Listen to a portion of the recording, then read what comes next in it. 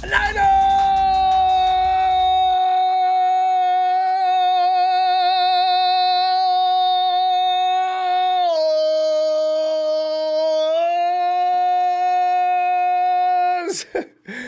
legendary off-season continues, one of which we will never forget for as long as we live.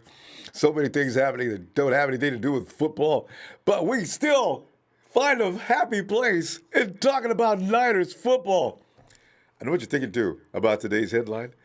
Ronbo, have you lost your mind? What are you talking about?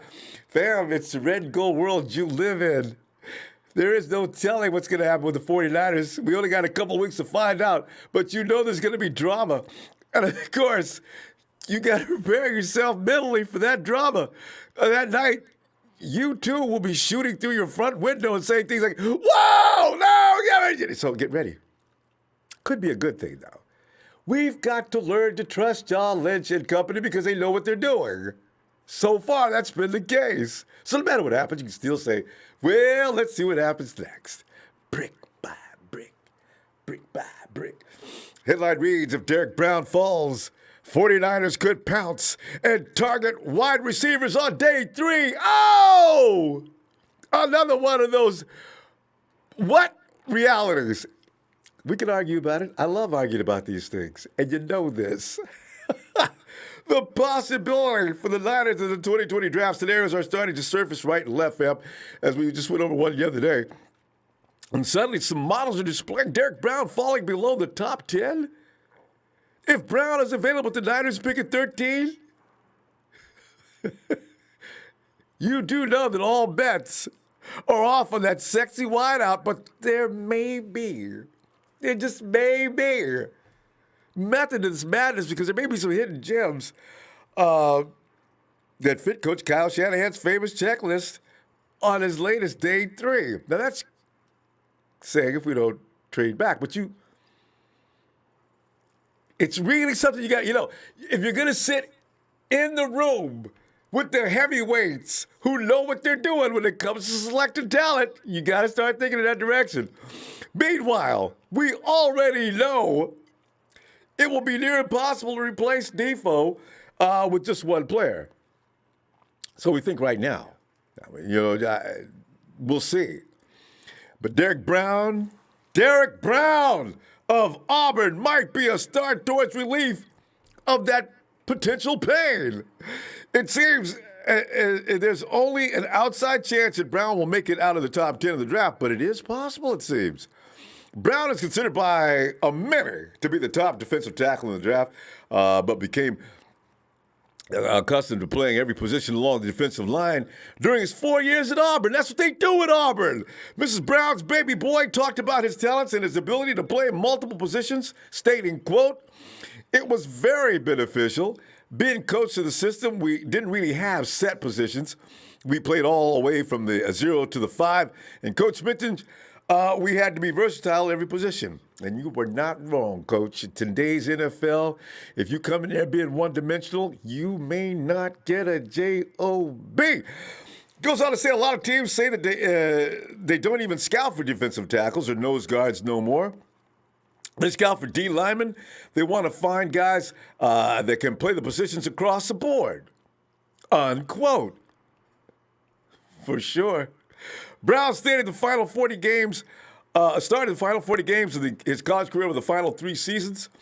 As a senior, he registered 55 tackles, 4 sacks, 12.5 tackles for loss, and was selected as the SEC Defensive Player of the Year. I said SEC. You know how I feel about the SEC? That is a position. That is a conference where they play real football, where they can go right from school right over to an NFL site and get down. Especially them secondary teams, man. I'm telling you, man, because they get tested each and every week.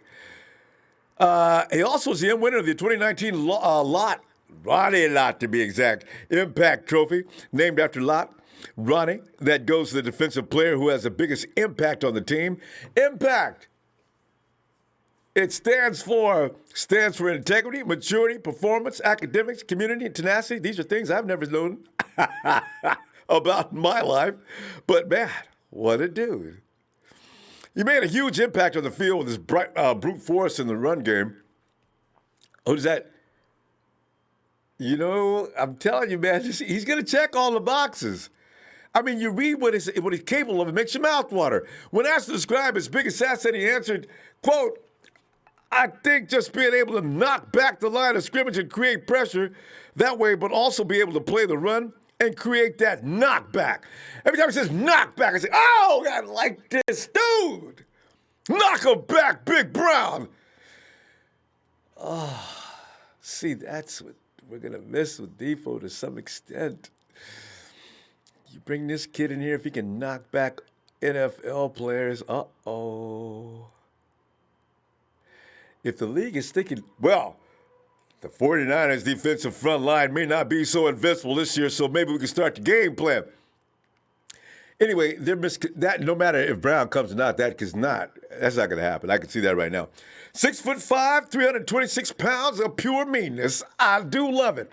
But fam, I know. If he's available, you're not getting any one of them golden boy wide receivers. I'm telling you right now. I'm being realer. You're not. But. Allow me to put the spotlight on some names of high, wide-out appeal. You like these guys? 49ers have selected a wide receiver in 17 consecutive drafts. That streak will, in this year's draft, will not end. In fact, for the past 2 years, the 49ers drafted 2 receivers both years. Hurd, Debo last year. The question is, if the 49ers are distracted by Brown or Kinlaw or Wirfs or any one of these, they'll invest in an early pick in a wide receiver or not. And you know they have that scenario on their big board already, right? Because the 49ers, should the Raging Man Mountain come down to them, they're going to take him. They're going to do it, fam. I'm telling you, they're going to do it. I guarantee you they're going to do it. Yeah, because your game is won in the trenches. Now, all the guys going around and doing all the great fun skill things, they need those guys down in front. If one of them falls into their laps at 13, they could double back on day 3 of the draft in hopes of finding a player to develop into an impact player, starting with 3 potentially hidden gems that may be harvested in the 4th round or later. And starting with Isaiah Hodgins. Somebody here went to Oregon and mentioned Isaiah Hodgins and said, don't sleep on Hodge. Oregon State, 6'4", 210. Declared for the NFL draft. This is just after his junior season, in which he caught 86 passes for 1,171 yards and 13 TDs for Oregon State. I know about the conference. I'm just saying, all right? Hodges has what Coach Shanahan seems to value, the ability to run routes. Please be able to run routes if you're going to play for Kyle Shanahan.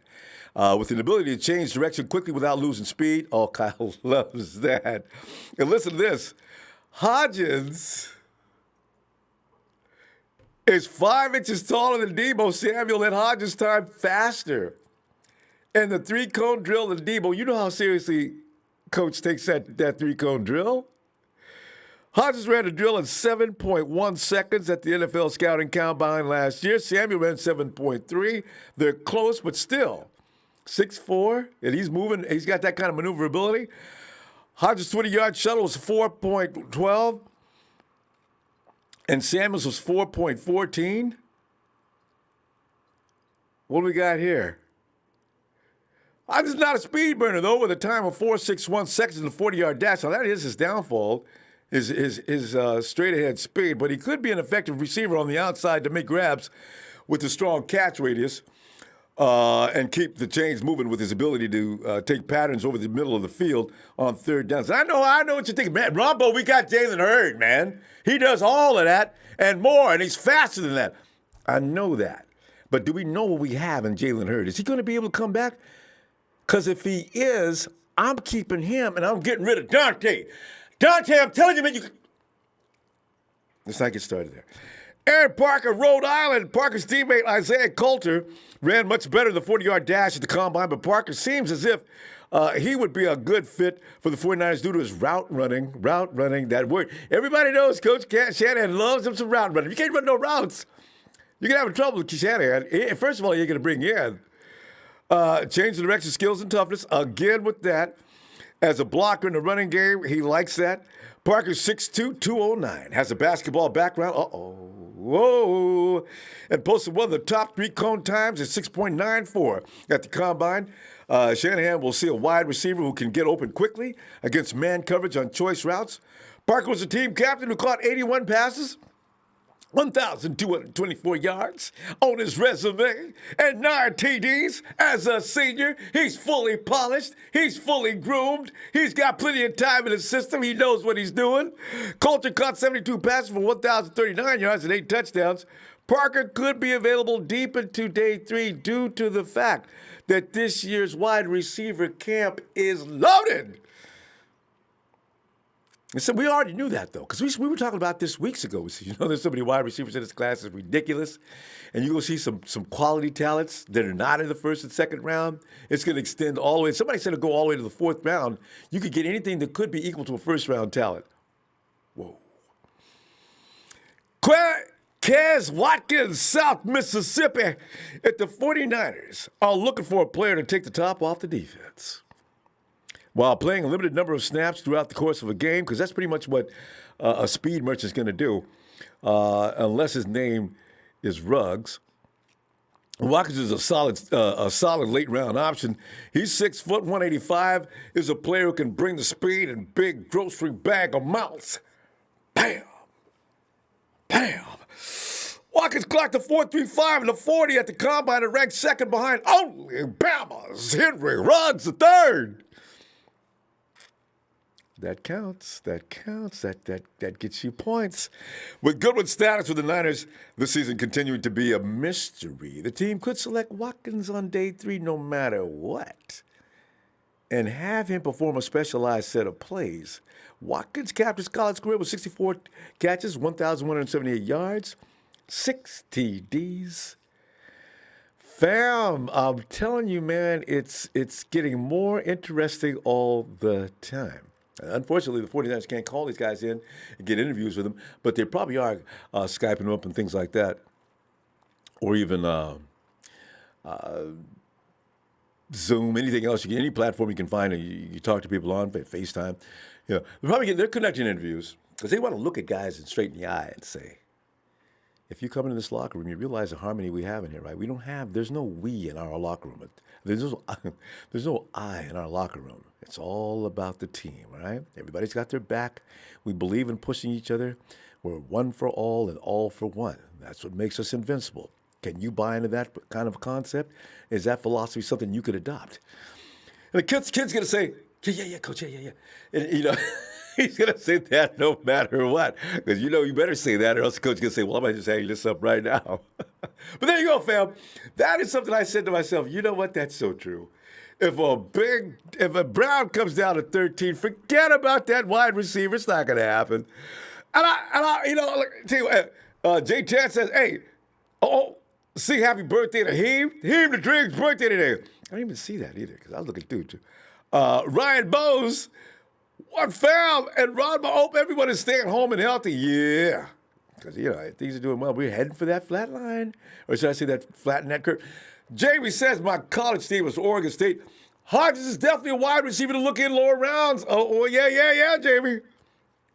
And Debbie Wright says, hey, fam, hit that like for Ronbo. Thanks, Deb. She appreciate what he does with a faithful. Thanks, Deb. Good to hear from you, too.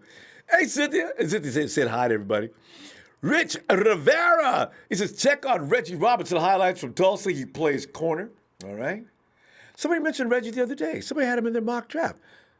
Was it that, I think it was Taryn had him in his mock. So a lot of people talking about, okay. Anthony Baker says, oh, shucks, I ain't going to read that. It's so nice. Thanks, Anthony. From Memphis, Anthony. Let's go, fam. Panchito Villa. He says, hey, so my question is, what do you think the reasoning is about keeping Jalen Hurts back such a mystery? His back issues are mysterious as Bigfoot. What's your take?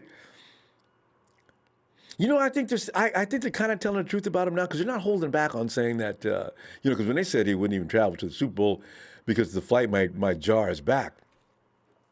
See, that says it's a very tenuous situation with his back. Now, I'm not sure If he can play football, if he can't ride a plane, he can't play football. So I really scared about that. I'm hoping for him. Jamie also says if you want a good wide receiver that will be available 5th round or maybe late 5th, Gabriel Davis, UCF. All right. Brian, come. Hey, what's up, Brian? Thank you for all you do, and your team does go that Brian. Thanks. Hey, give a shout out to the family for me, too. Big Show says, this is the guy I always love to hear his reaction. When you're not going to get an offensive player the Big Show likes, he always lashes out. Even if Derrick Brown falls, which he won't, 49ers aren't passing on Judy or Lamb. Shake my SMH. He says, we went through this already. Down the road, it's going to put us in the same financial situation. That's true. First round draft picks, you do have to pay more money, especially for a guy like Derrick Brown. You're going to have to pay. So Show's right on that one. I didn't say nothing about that. See, the attraction about first-round draft picks, so is a 5th-year option, though. You got 5 years to pay that monster, man. But, you back-to-back years. And what if Derrick Brown comes and just tears a house up? Makes people say, Defo who? And you know what that means? 22, 23, 4 million in 5 years. When I said, hey, I got to sing to him first, though. Boy, because I like me some him, and I told you 2 years ago, I said, you guys, something? I noticed something there. Is he better than Matty Ice? I was just talking then. I thought still Matty B. I thought Matty B was still the best player, but I says, him. How come every time he comes out there, he does great things? Him! Happy.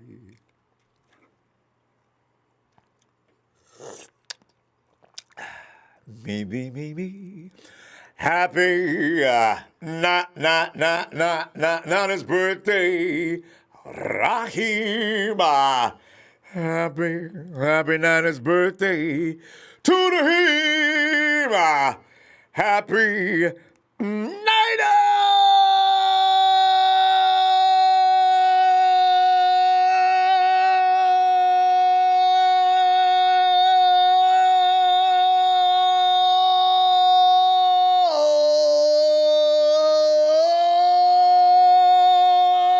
Birthday, hey man, you on the real, man. Don't tell anybody I told you this, but I do for since a little before that Raider run, man. I noticed you had some stuff. The Raider run was 2 years ago, man. Boy, look at you.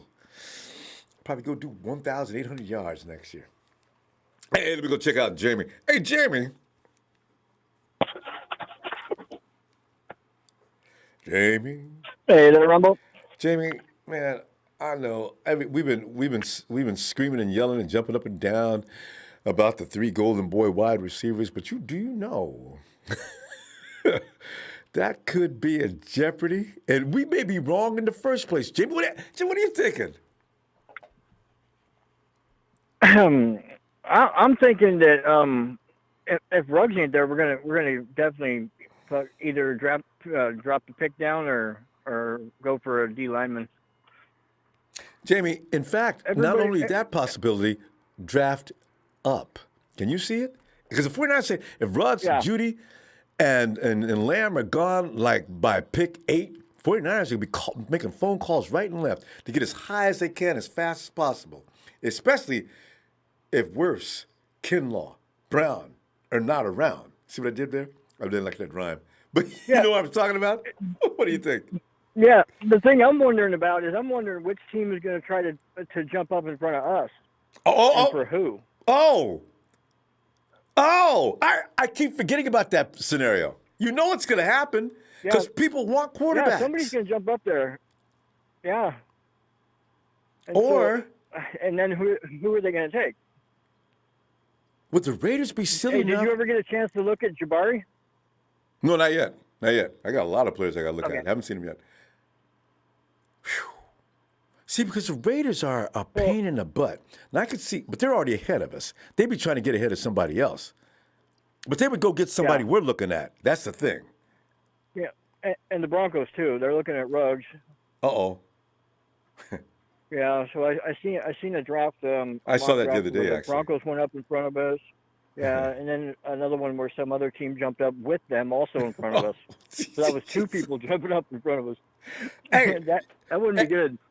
Jamie, if we know that, the 49ers know that, and they're not going to be out jumped. Watch. Yeah, I'm telling you, it's going to be a jump yeah, contest. It's going to look like a basketball game during the draft. Jump ball, baby. yeah. That Aaron Parker guy. I was looking at him like right after the Super Bowl. I started looking at the wide receivers in the draft. This he's a dog, dude. Aaron Parker from Rhode Island. Mm. And Gabriel Davis is just like Hurd. He's just like Hurd. He does slants really good. Big, strong. So there's a lot of talent on the low end of that draft. Yeah.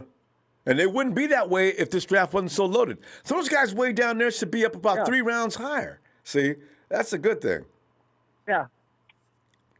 Yeah, I mean, they can all start. I mean, it looks like they're good enough to start on somebody's lineup somewhere. Mm-hmm. See, because they had nobody that's falling down there Hopefully anyway. Better than just a starter. Yeah. Yeah. I like that idea. So I've also seen a lot of mock drafts where we're taking Blacklock, one of the guys I had on the lineman the other day. Mm-hmm. That he's got speed. He's a pretty good lineman. Like, there's enough linemen. We don't have to, like, trade up or jump for Brown or Kinlaw. Trade up to get a, yeah, because there's serviceable linemen right there. We can get them at 31 probably. Because if we didn't want to trade that one down. Yeah, because when you look at players like Ronnie Blair and Julian Taylor, those guys, they do a good job, a really good job. The rotation players are absolutely fabulous. And look what rounds they were found in. You got to be careful about Yeah, go ahead. Blair was one of my favorite linemen last year. I was so mad when he got hurt. Like that one, like after Jones was already out, and then Blair gets hurt. I'm like, no. Yeah, Blair was one of my favorite linemen last year. Oh, everybody. For the last 2 years, Ronnie Blair has a way of getting it done. He plays with strength, but he's also very cerebral. He knows how to take advantage. Yeah. He puts himself in perfect positions. He's always in that backfield. He's always figuring in a play in some way. It's like Salah says, if you want to win, you put Ronnie in, you know? Yeah. Him and Jones both ran down a fast quarterback. So, I mean, I don't think we're losing that much with, what's his name, leaving Depot. We yet to be seen. As long as Blair comes back. Yeah, as long as Blair comes back with his knee. And Hodgins, I watched him all year last year. That's my team. Yeah. So I'm up Beavers. here, and I watched him all year. He's got hands, dude. He won't drop it. He's a tall guy. 6'4". And he does slants really good. 210. Mm-hmm. Put a little weight on him. Let's get him up to 215. Yeah. He'll probably still be able to move at that same speed as long as it's all strength. And, Yeah. He's got if quickness. He had other good receivers around him, he was like the only option on their team all year. Wow. All right. I know Kyle's those cone drills and things like that. Kyle takes those things extremely serious. So he's already on Kyle's list. I guarantee it. I mean, I'd bet money on it. Good. So out of those three guys, I hope they pick up one of them in the later rounds because I just want to see how good they can do in Kyle's system. Because all three of those guys, Davis, Parker, and Hodgins, are all ball players. Like it. All right. Well, Jay, we're going to roll. And I'll tell you what, I'll see you Sunday, actually. All right.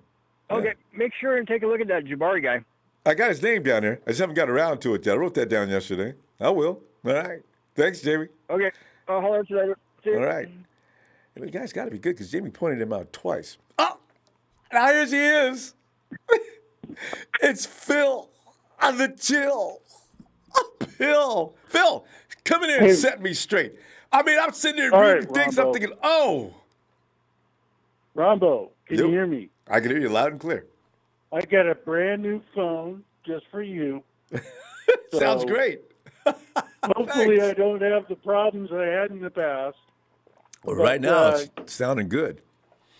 Okay, good. So we're not drafting a defensive lineman, okay? Phil went and got a new phone just to make sure I knew that. You know what? I agree with Big Show.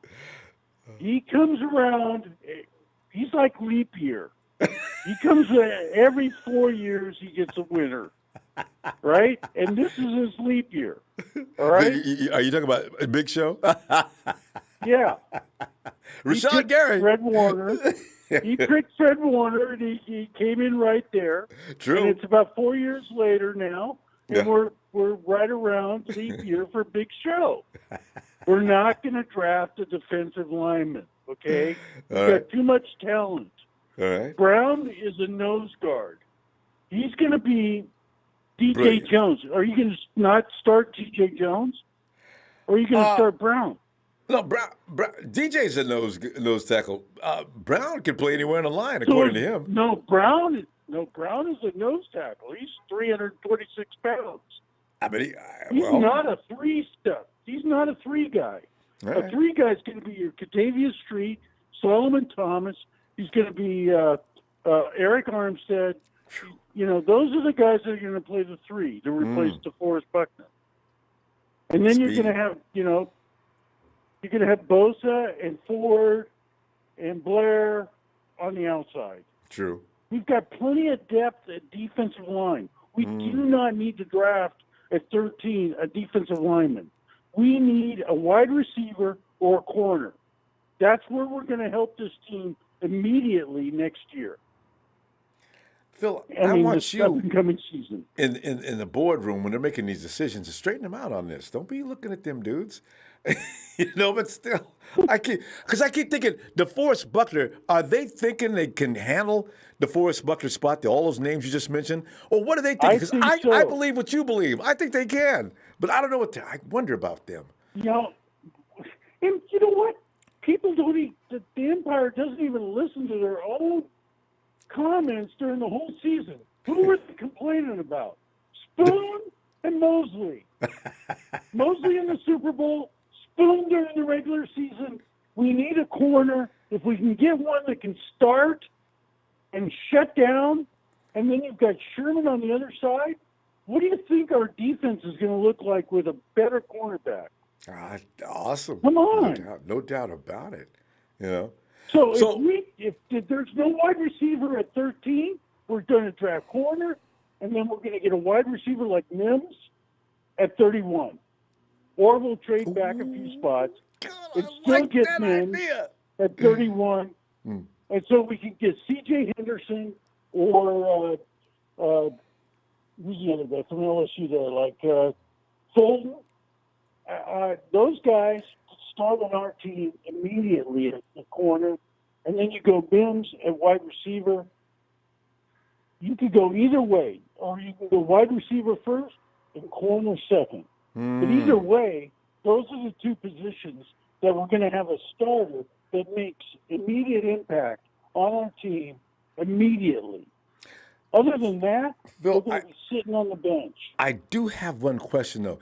Do you really think there's a guy the kid that can draft in that's going to take Mosley off the field? I got a feeling Mosley learned so much last year, and granted, quarterbacks that are better than Mosley right now. True, he made a mistake last year, but I got a feeling he gained from that mistake, and I'll bet you'll never see Mosley make that bonehead mistake again. This is very important in the NFL. We're talking about first-round draft picks. True. That are very high-level players. Now you look at Christian Fulton on LSU. He shut down Judy and Griggs. Who? He shut them down. Wait, what's his name? Christian Fulton out of LSU. Okay, see, Or when you start talking like that, now wait a minute. What? Shut down Judy and Lamb? Whoa. During the game, you watch that game that LSU played Alabama. Wait. One more. Give me his name one more time. Christian Fulton. All right. He's going to be a corner that's going to draft very high. You got C.J. Henderson out of Florida that's really good. You got A.J. Terrell out of Clemson that are really good. Those are three corners that could start on our team right now. Oh, that's saying a mouthful. Right now. Okay, because that's not going to be real we need easy. a corner because Sherman's getting old. And for that reason, we definitely need a corner. Mosley and Spoon's contracts are up next year. We need a corner to solidify the defensive backfield, and we're going to get it either at 13 or a second pick in the draft.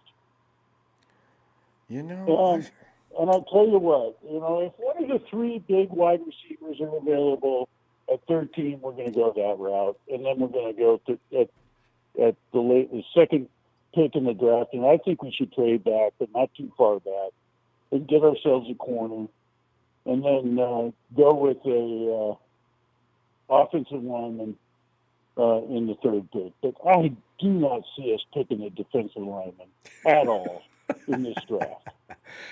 Okay. All right, Phil. We're going to go. I want to clarify a couple of things. Okay, you got Phil, you got to do it really quick. 15 seconds. Only fumbled twice during the regular season, both against Atlanta. One was a turnover. One was recovered by the Niners. All right. There it is. The ongoing. He fumbled in the playoffs against Minnesota towards the end of the game. All right. The other thing I want to say is, Phil, we're really out of time. It's too late, Phil. Save it. Okay, one more thing. Trevor Coleman's contract only had $2 million guaranteed, so $3.5 million is not guaranteed if we were to let him go. So, all right. There you go. All right, Phil. We got to go, Phil. I'll see you Sunday. All right. And speaking of which, the man that Phil is addressing is on the phone now. We call him Dre. Dre, your speaker, your phone, something's not coming through. Click that button. There he is. There he is. There he is. What's poppin'? Man, Phil, you drinking that same shit that Jack was drinking 2 nights ago. You know, hey, Phil, Jay, remember the get kiddies. your drunk ass off the phone. Oh, my bad. Yeah. You know, this is continuously brought up, man. You know, hey, first game of the season, Steelers, one fumble, then he had the interception tipped off his hands. The Rams game, he got saved by the camera. The Falcons game, the Minnesota game. Bro, I'm tired of talking about this, but you have a great night. You and your bottle of Jack Daniels, bro. You know what I'm saying? You have a great night. You know? You have a great night. Oh, you know what I mean? God. This is going to be an ongoing off-season drama. You have a really great night, bro. You know? Drake, I hope the bottle's doing you good. Let's get back to the menu, Drake. Now, listen. Right. I have already brought it up that Matt Mielko is spreading this rhetoric around. I'm thinking, you know what? Damn, the 49ers would be at a dilemma. But as Phil just pointed out, and you may agree with that, there's no way in God's green earth that the 49ers are going to grab another D lineman, even if his name is Brown or Kinlaw or anything else. But Phil said if it's not a wide receiver, it's a secondary player. Dre, where are you at on this position? Do you say, Mrs. Brown's baby boy, we don't want him? Give me Henry Ruggs. I don't like to take advantage of people who are inebriated. So Phil is out of this equation. Okay, we're gonna let Uncle Phil sober up, drink some water, eat some soup, drink some tea, and then maybe we can have that conversation. Yeah. A lot of people don't do reading, Ronbo. There was an article that was written 4 days ago that talks about it breaks down the salary cap of the 49ers and where they spend the most money at. Right. Do you know that 27% of the salary cap is spent on the defensive line right now? Mm-hmm. And that was just in 2009. That was just 2019. Mm-hmm. It's going to increase in 2018. Mm-hmm. You cannot continue year after year after year after year to invest in a defensive line, bro. You just can't do that. It just don't make no sense to me. Now I get it. If Derrick Brown is at 13, hell, I'm taking him. I'm not gonna lie. Drake, but that's the only guy. I agree, Drake. That's the only guy. I would be crying.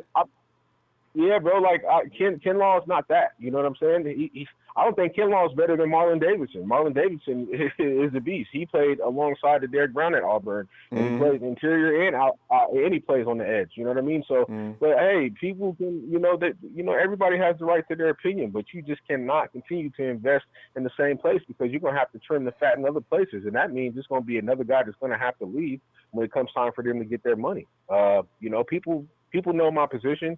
People know the guy that I want to draft. You know what I mean? I think that having somebody, one of those top 3 guys at receiver, man, I just think that it'll do more for our team than it would to draft a defensive lineman at this moment, because we've already seen what we do with the dominant defensive front, and a lot of our pass rush was dedicated based off of the edges. And how do we know that? Because when D Ford was in the game, our defense had 38 sacks. When he was out of the game, we went down to 18. So I mean, the wide 9 is predicated on how much pressure can you get outside to open up things on the inside. It's not predicated on having guys rushing up the middle. It's predicated on those guys on the edges, man. And we still have those guys intact. One-on-one. So exactly. I mean. Yeah. So I mean, it just is what it is. Like people have the right to their opinions, man. We don't have to always agree, but 27% of the cap, on one skill position, and then it's going to go up in 20. And a lot of money was spent on the running back room too. These things have got to be, balanced out. But that defensive line, I think that's where the priorities are, Dre. And the 49ers kind of proved that last year. And I think a lot of teams are going to be leaning in that direction going forward, actually, because they talk about the 49ers model right and left. Yeah, it's a copycat league. A lot of teams are going to bite down and try to follow that makeup, you know what I'm saying? But the thing is, it's not a guarantee that all of these guys are going to work out. Yeah, because everybody ain't got Kyle Shanahan calling the offensive plays. See, people don't add that in the equation. But look for that defense. And everybody doesn't have Chris Kacherik, Rombo. And everybody doesn't have Chris Kacherik. Yes. And I wish Jed would renew his contract today again. Yeah, he's definitely worth it, man. I think Kacherik is probably going to end up being the defensive coordinator when Saleh gets his money as a head coach. And they're not going to keep Saleh forever. It's true. Yeah, I definitely wouldn't mind that. So, but man, we're just gonna have to wait and see. Like I said, if Derrick Brown is available, all bets are off. You can't. You just can't pass that up. You know what I'm saying? But like I said, I'm a Ruggs guy. I like Judy and I like Lamb. You know what I'm saying? We all I love Ruggs. You know what I mean? them sexy picks. All right, fam. I'm gonna tell you what, Jay. Dre's he's gonna bust it down Sunday. He's got the next mock draft. All right, Dre. I'll see you then. Yeah. All right, bro. There he is. Yeah, man. Let's get. Hey, Rick. Sir, what's good, man? Rick, it's like the hilarity continues with trying to figure out what the 49ers are going to do because we've already got our mouth watering behind Judy, Ruggs, Lamb. The empire is split between all 3 of those wide receivers. And then all of a sudden somebody jumps up and says, look out, Derrick Brown could fall to 13. If he does, the 49ers are liable to pounce on him quicker than white on rice. I said, you know what? Damn right. And so there's going to be other wide receivers in this draft because it's deep. 49ers are probably going to balance that equation in their own mind, and they say, bring Brown. That's it. But what do you think, Rick? If he's there, then I think you probably would have to pull the trigger on him. Do I think that the thing is that helps him out some is because this draft does have a lot of wide receivers that you can go with later in the round, like you said, Aaron Parker or James Prochet or Darnell Mooney. There's a bunch of on. Yeah. There's a lot, but Derrick Brown, he is premier, one of a kind D tackle, and between him and Kinlaw, and that would kind of swap out, although I wouldn't say the same production, at least not at the beginning. for Is losing Defoe. Defoe. And see, that's the thing, Rick. Yeah. When you look at the fact that we just lost a premier defensive a DT, well, of course, now you all of a sudden Brown looks like, wow, he looks like $1 billion. Take him at 13. I don't want to argue. I can see the coaches in the office, you know. But yeah, Absolutely. Go ahead.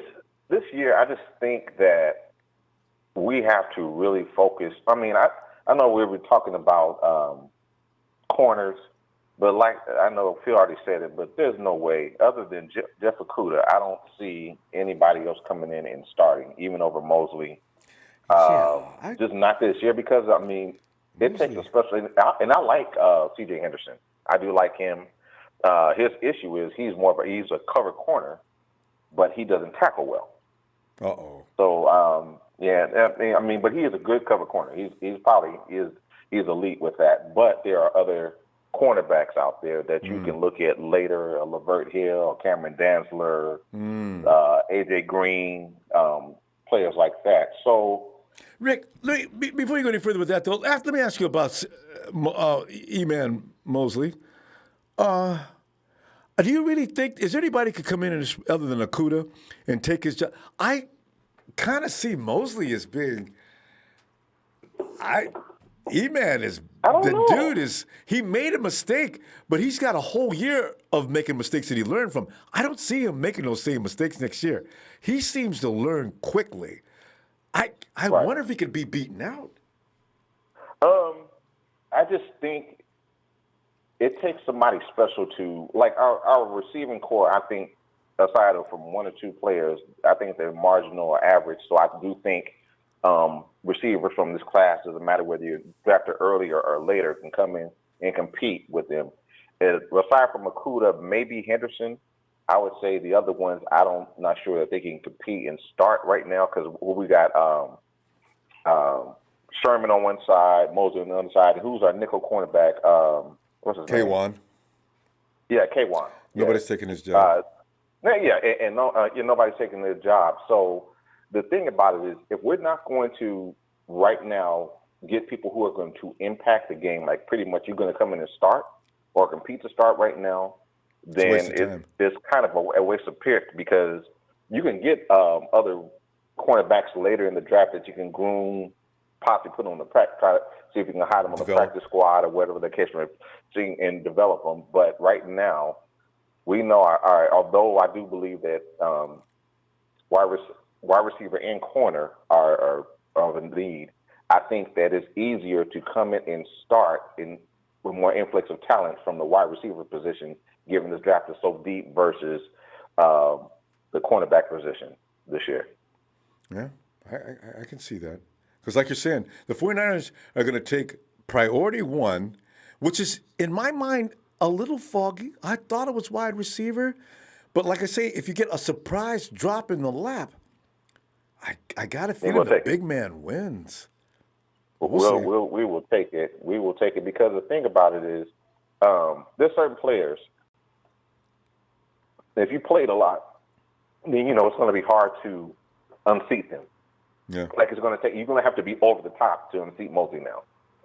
Because you're basically saying, look, you know what I'm saying? Because, I mean, Keller Witherspoon, who knows? He might come back and have a bounce back year or whatever. You never know. Come on, Spoon. He looked so good last year. You never know. Yeah. Right. He was off. He was our best quarterback before he got hurt. And then he came back and, like, the clock stroke 12 or something like that. He became trash again. But, well, not trash, but, I mean, he wasn't the same player he was before. But I just think that some of these players, some of our positions, I think it's easier to come in and make an impact and maybe possibly start. And I think cornerback could be one, but I just think it's going to be a special player. And although I like some of the cornerbacks, I think Okudah, he would be a no-brainer. Yeah. Of all of them, I think Okudah would be a no-brainer. Yeah. But even so, I think he didn't just have surgery or something like that. So I'm not even sure on him just yet. So who knows, man. If that's true, that's why word is Detroit is thinking about trading down that third pick, and Okudah's right there. Everybody has to pick up Okudah number. So, could be some truth to that. See, because, Rick, here's the thing. People think that a kid coming out of school is going to come on and beat out Mosley, who's very talented already with 2 years experience in this system, ain't going to happen.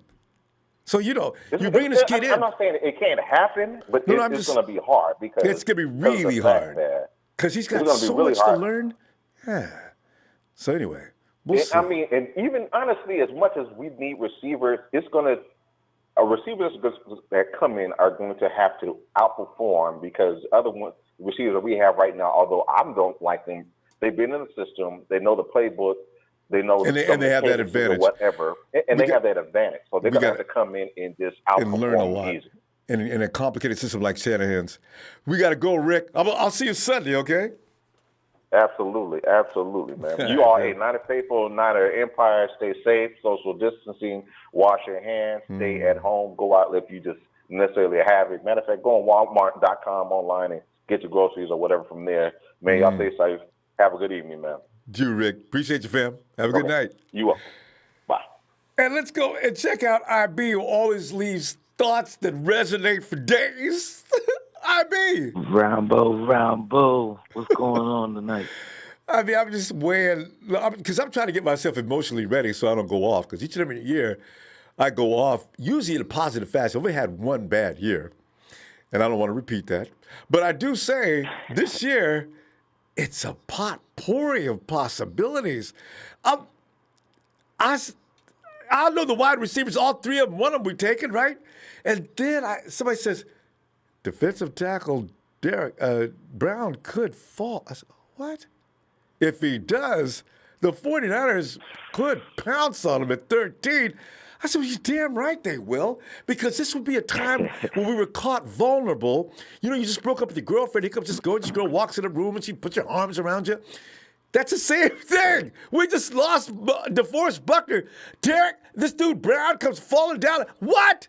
No, what? Okay. And all of a sudden we forget about priority one was to go get a receiver. Watch, see. I'm thinking that might be real. What do you think?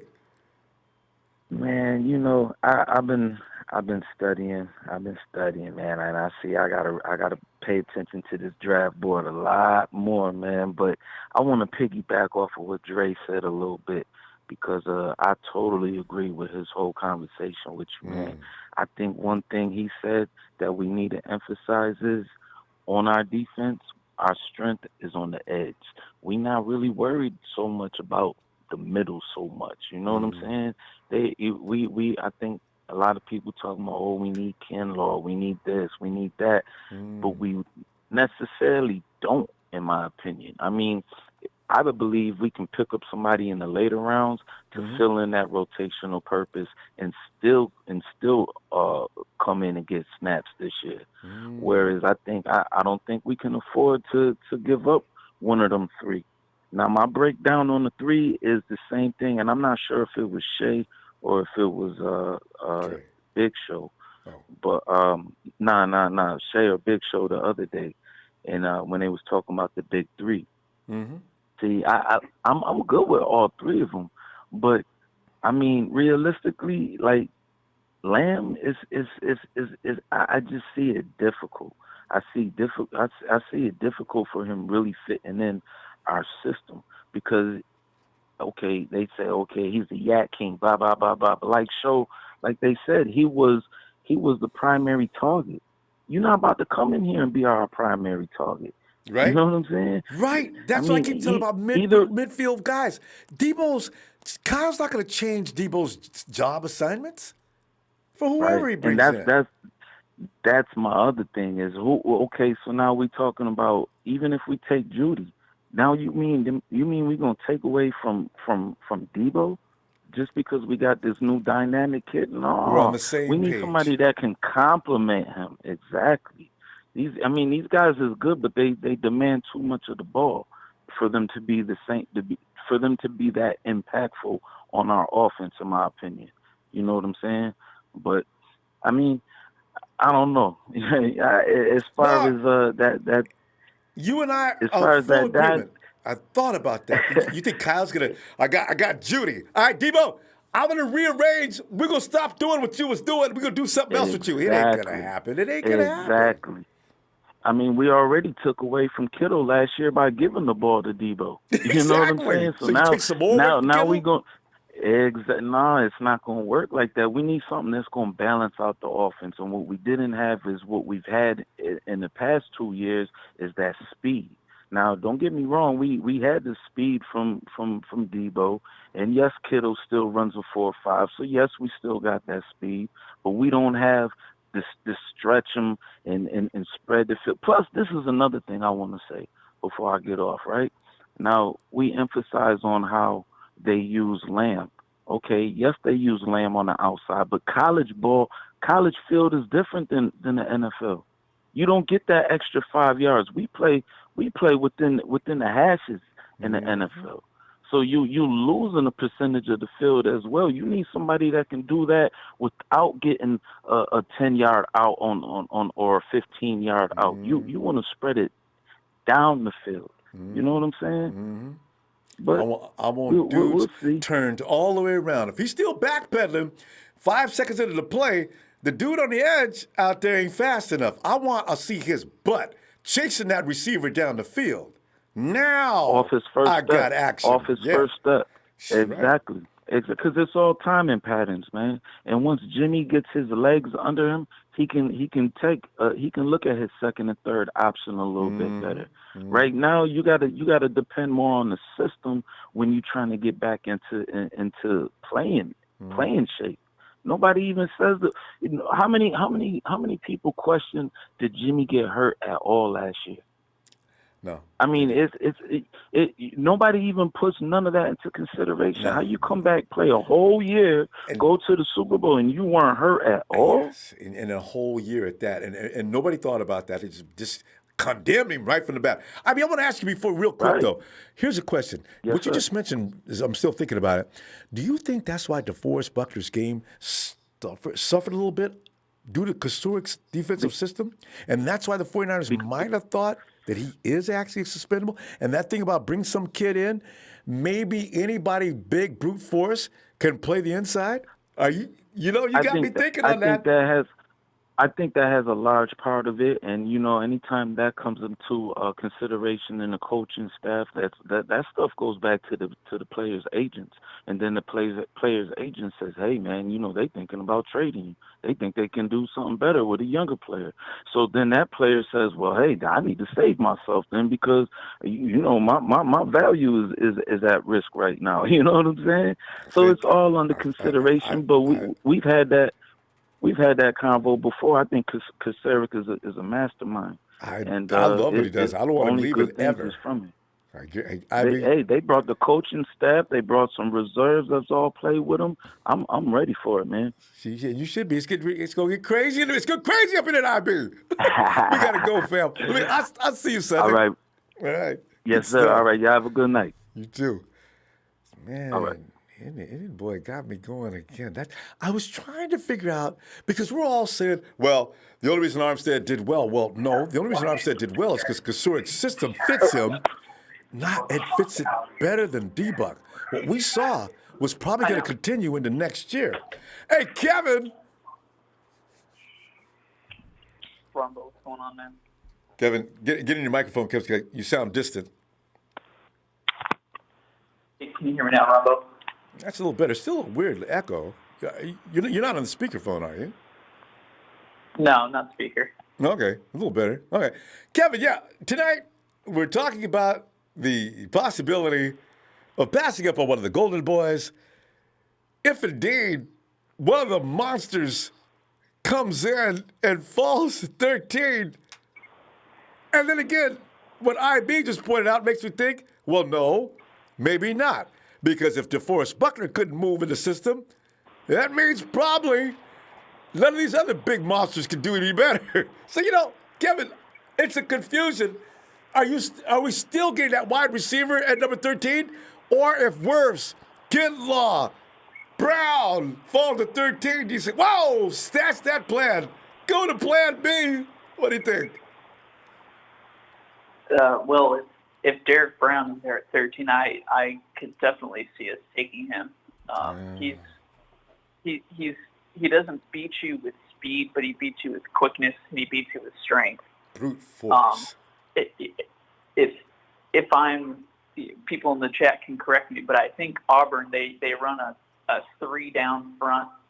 I don't think they run the same type of defense. So, I mean, if you're looking at the defensive tackle spot, if you're looking at a 3 technique, I'm sure he's done that, but that's something that you might have to look at as maybe a scheme fit. Yeah. Yeah, and you have to teach him. So I'm not exactly sure what kind of scheme they run, but I know they for sure run like a 3 down lineman and 3 or 4 linebackers. They run a kind of a weird defensive system at Auburn, but it works for him. It sounds like it's a wide open thing too. The way Brown's talking about it is, she said we didn't have any particular scheme. We just like played all up and down the line. Everybody knew everybody's position. 0 for 5. We did everything right. And his thing was Ronbo. creating violence. But go ahead. Ronbo, I love Phil, but I'm just gonna make a correction with what he said about locking down Ruggs and Judy. Okay, Kristen Fulton in 2019 against Alabama had 1 tackle. 1 tackle. Okay, so I don't even know. Oh, that's the guy he pointed out. Showed up. He was probably left on the bus, Ronbo. So he had 1 tackle the entire game. Okay, and there were over 120 plays in that game. So Phil, I love you, but I think you just got fact checked. I wrote his name down. Should I look him up? Okay, I want to take a look at him though. Okay, good. God. So anyway, Ronbo, I did my own mock, and I won't go through everything, but I will say in the first 3 rounds in the mock that I did, I was able to get Ruggs at 13, Jeff Gladney at 38, and Neville Gallimore at 74. So what I did was I traded the 31st pick to, hold on one second, I'm pulling it up. I traded the 31st pick to the Colts for 34 and 160. And then I traded 34 and 160 to the Panthers for 38, 184, and 221. So I turned that 31st pick into 3 extra picks. And I got Gladney.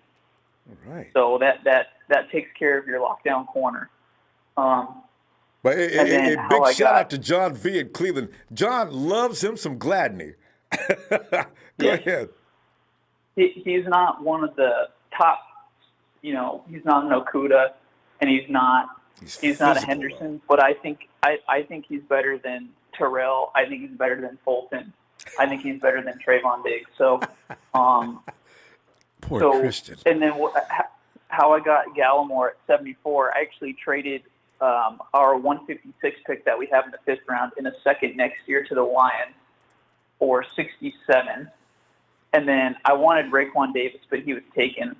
So then I traded 67 to the Browns for 74 and 187, and I took Gallimore at 74.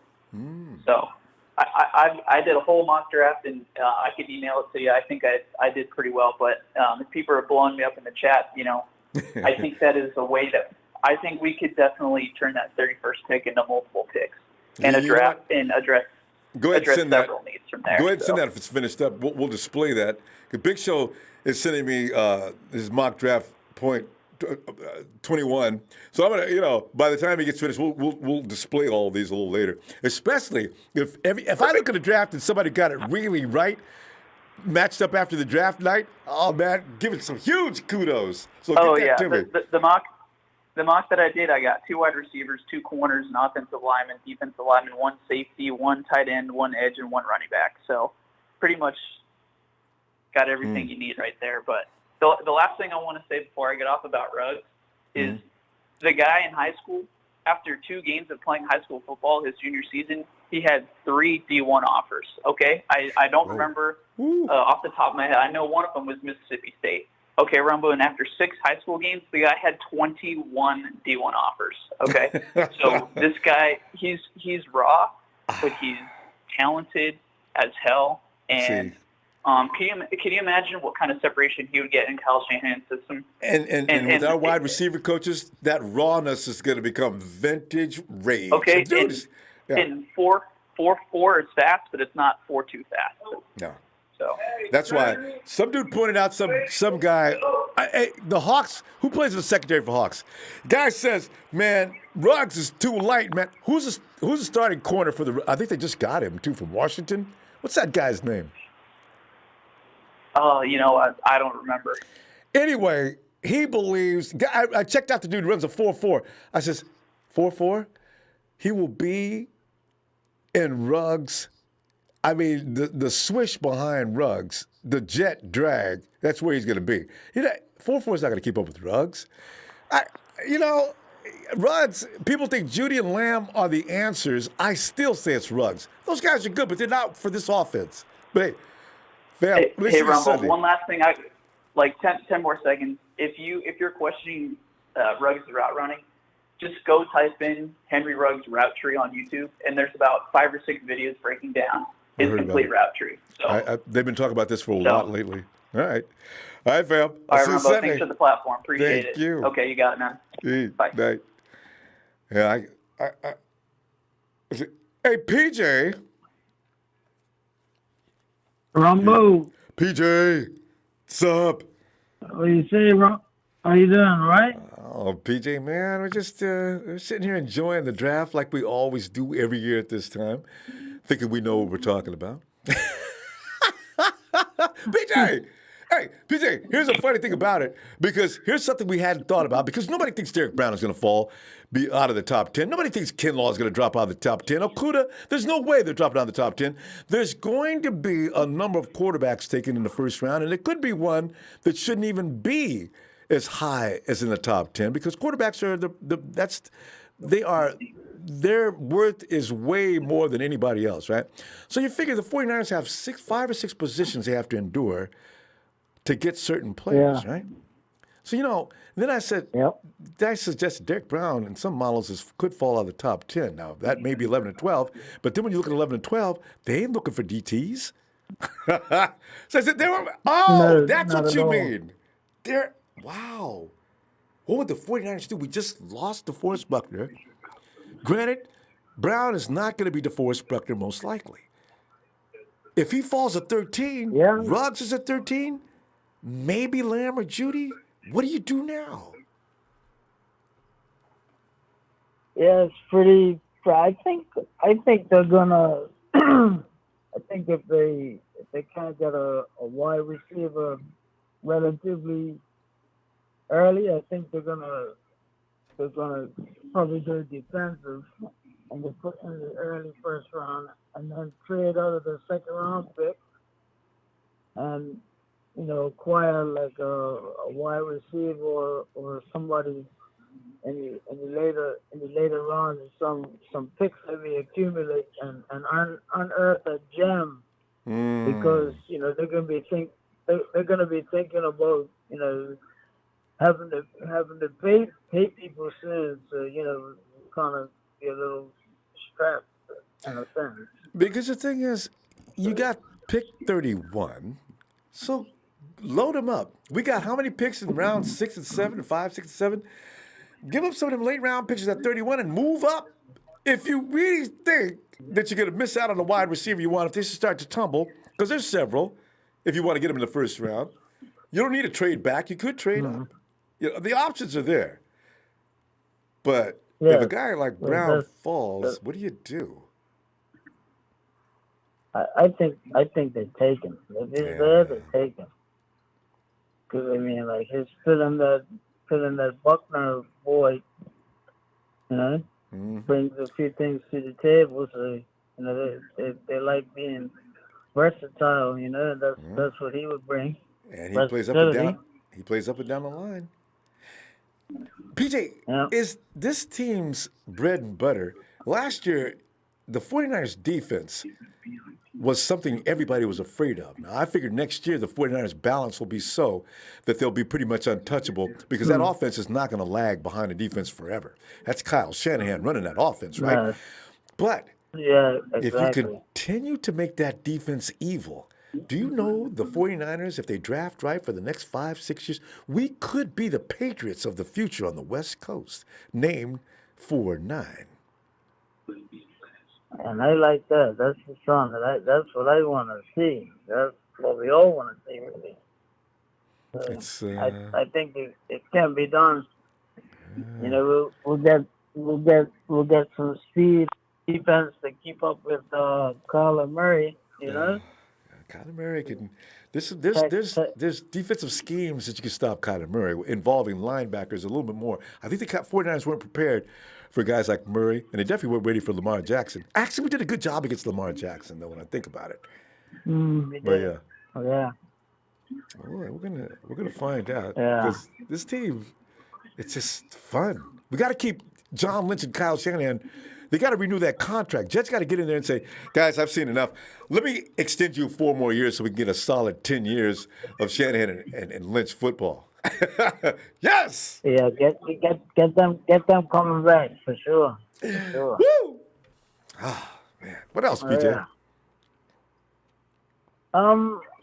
I think just I'm hoping the draft comes soon because I haven't been able to watch any football or anything, man. It's just driving me crazy.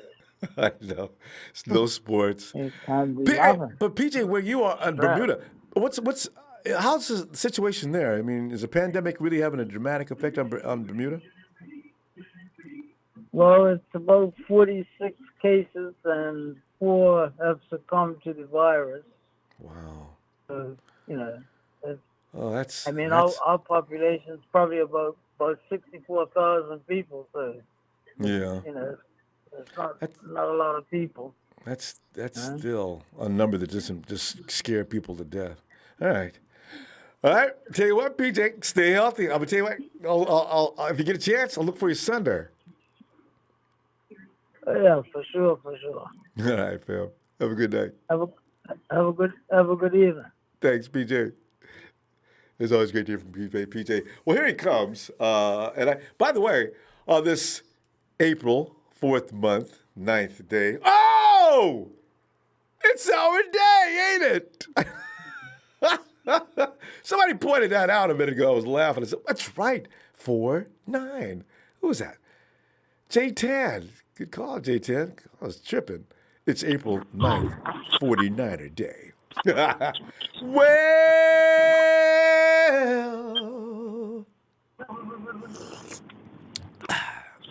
Well, it's a big show.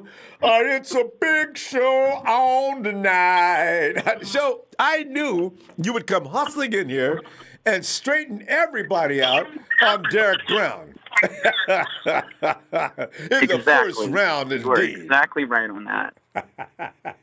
Oh, my God, people. Stop falling in these rabbit holes, please. Oh, my God. Yeah, seriously, man. Like, you don't understand the financial situation that's going to be putting us in the next 4 years.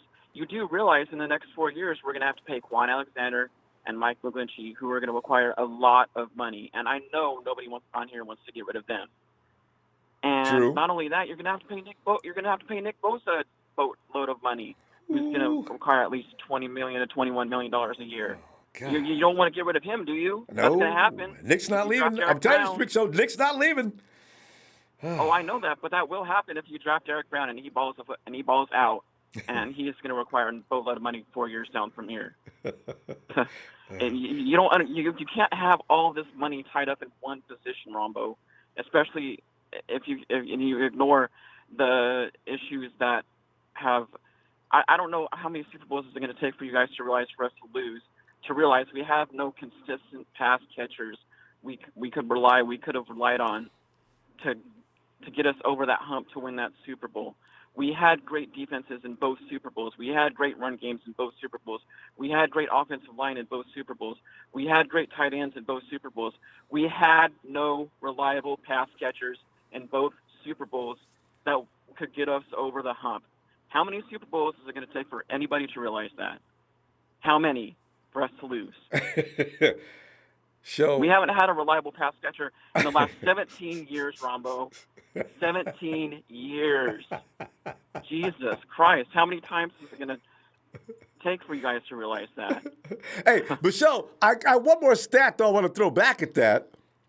Last year is the first time wide receivers actually determined the fate of a Super Bowl win. First time in I don't know how long. We won all of our Super Bowls with a wide receiver, Jerry Rice. Hello. Yeah, but that was and we have 25 years ago. Identity, the league has changed. It's a passing league now. Well, that's true. What's it going to take for everyone to realize that? It's a passing league now. You have to have. That's why you got to kill the passer too, though. Exactly, and we've addressed that, and we're fine. We're still a good defense even without DeForest Buckner in there. Yeah, whether people want to realize that or not. Yeah, IB pointed out and isolated a really big fact on that. DeForest Buckner didn't look bad until Kasurik came. There must be some kind of relation or correlation between those two facts. Because Buckner did not look all that great last year. What other NFC team are you afraid of that has the best defense like we do? Nobody. Yeah. No one. True. And they are going to get better on defense this year. This is a copycat league. I keep telling people this. They're going to copy exactly our blueprint and draft either defensive linemen already talking like or edge rushers. Yeah. Exactly. That's true. Pass catchers are our problem. That was our biggest issue before Emmanuel Sanders got there in October. That was our biggest issue. Some of these guys kissing Ahkello Witherspoon's. Can I finish my point, please? You all were kissing Ahkello Witherspoon's ass in the beginning of the season. Oh, coming on here. Oh, I'm so sorry what I said about you, Ahkello. I'm so proud of you for improving yourself. And then all of a sudden he has a few bad games, and you're all on his nuts again and thinking we need a corner. And that some corner in here is at 31 or the later rounds is going to come in here and be outbeat Emmanuel Mosley. You're wrong. I agree with that. That's not our issue right now. We have the best defense. We have the best defense in the league right now. I don't know what it's going to take, how many Super Bowls for you guys to realize we have no pass catchers to rely on. And we use Debo as a running back, FYI, if you haven't been paying attention. JJ. Big Show's always wrong. Don't listen. No, he's not always wrong, though. He's right about a few things. So, I feel your pain on that. And I want a wide receiver. I want Henry Ruggs really badly. I'm just saying. Even if Derrick Brown is there, they're going to pass on it because they know that on the road they're going to be paying Fred Warner a boatload of money more than Quan Alexander. They're going to be paying Mike McGlinchey a boatload of money. They're going to be trade offers calling us. They're going to be teams calling us off the hook for trade offers. Let me prepare you for this, though. Let me prepare you for this because here's the thing: at 13, if Derrick Brown is coming, and somebody wants to trade up and tells the 49ers what they're going to do, and it has nothing to do with Henry Ruggs, they're going to trade down. And exactly. That makes sense, especially if they get 2 picks away. I just want you to be prepared. Things could go wrong with 13. I don't know why you're falling down this rabbit hole. Derrick Brown, there's no way Derrick Brown's falling out of the top 10. Every single mock draft since the beginning of the combine he's in the Derrick Brown and Kinlaw 5 in the or top 6. 10. Yeah, no, I agree. That's why when I was read what my uncle was saying, I said, that's pretty weird. It's great to think about, but it's not. Matt Mayoko knows this is not going to happen. No, but also the thing is, it makes you think: what would the 49ers exactly. do? And it helps you prepare for all scenarios. But we all know the consistent players they've interviewed at the combine were wide receivers. That's true, and that's all they did. But they do that to lead people up. So that's a routine. No, they don't do that to lead people off because they know that's their biggest issue right now. And Kyle Shanahan is so you expose and let everybody know what you're doing? I don't know, Shell. Come on, Ronbo. We exposed and let everybody know we were doing last year when we were interviewing defensive linemen. Come on. That's true. So that was a given. I got no argument. So we got to go. I will see you on Sunday. So, pass catching is our biggest issue. People stop tripping on the defense. We are fine. We're still the best defense in the NFC. All right, stop tripping. Good night. You all have a good night. Shout out to the TNT family. Take care. Stay safe, everyone, please. All right. Night show. I believe we made him mad.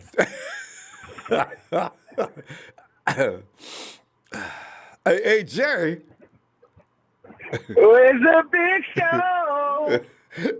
It's a big show gone tonight.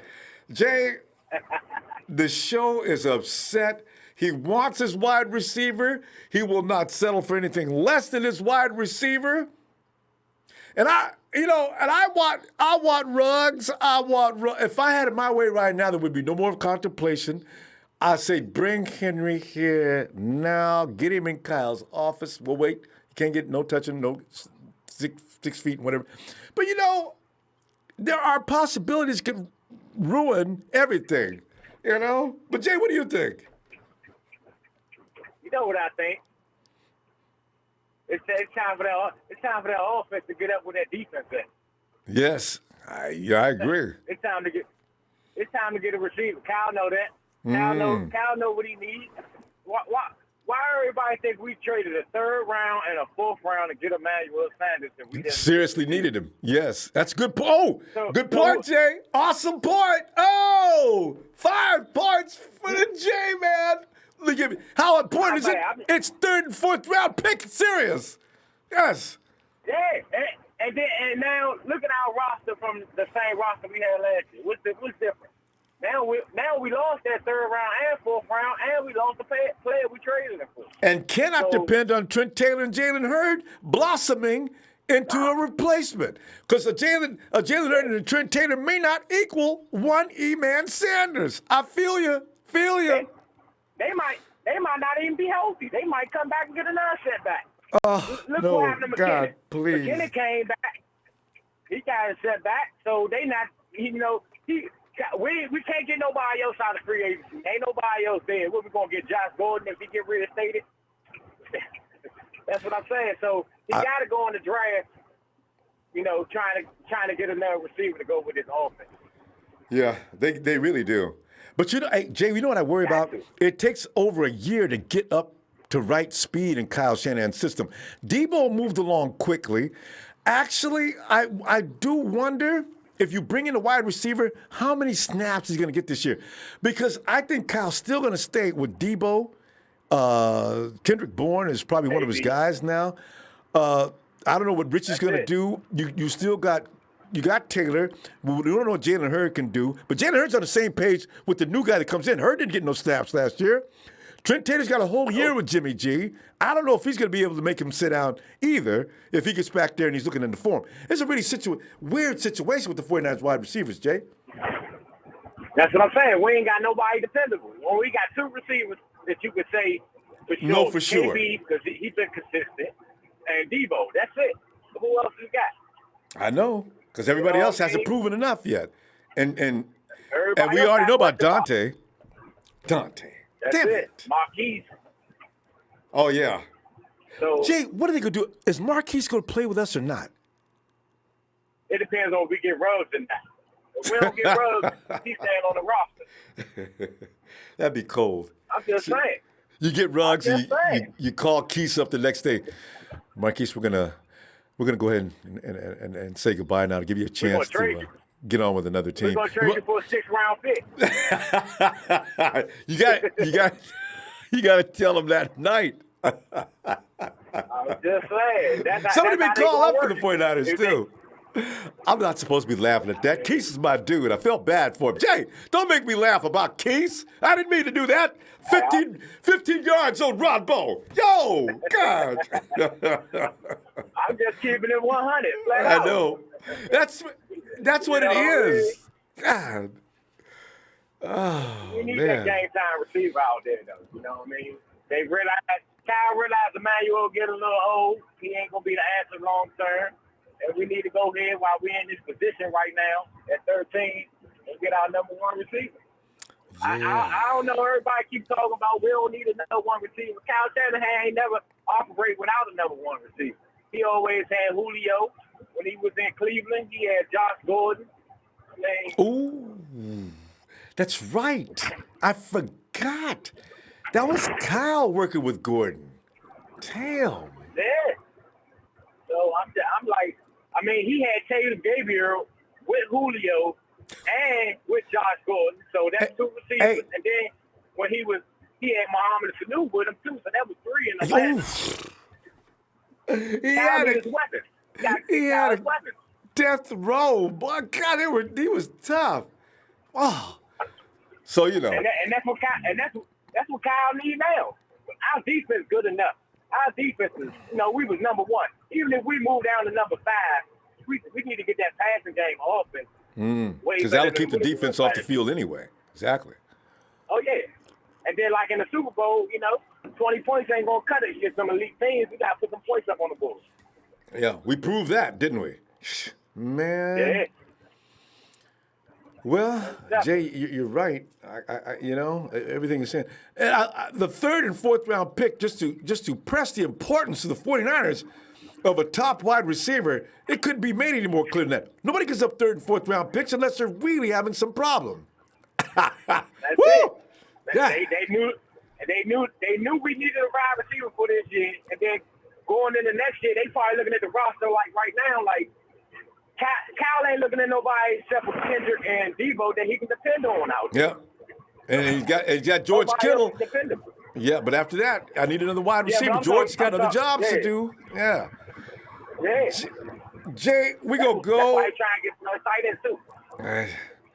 Great.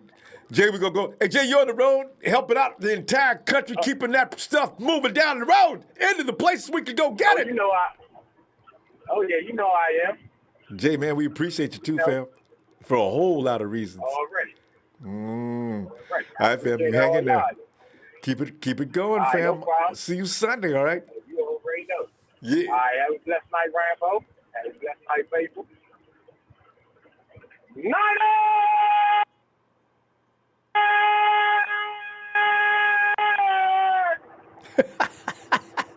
Big J. Night, fam. Already, big dog. Have a blessed night. There he is. Jay is one of them frontline warriors for America right now. Jay's moving produce and everything else up and down the roads, front highways, in that big rig. Hey, George.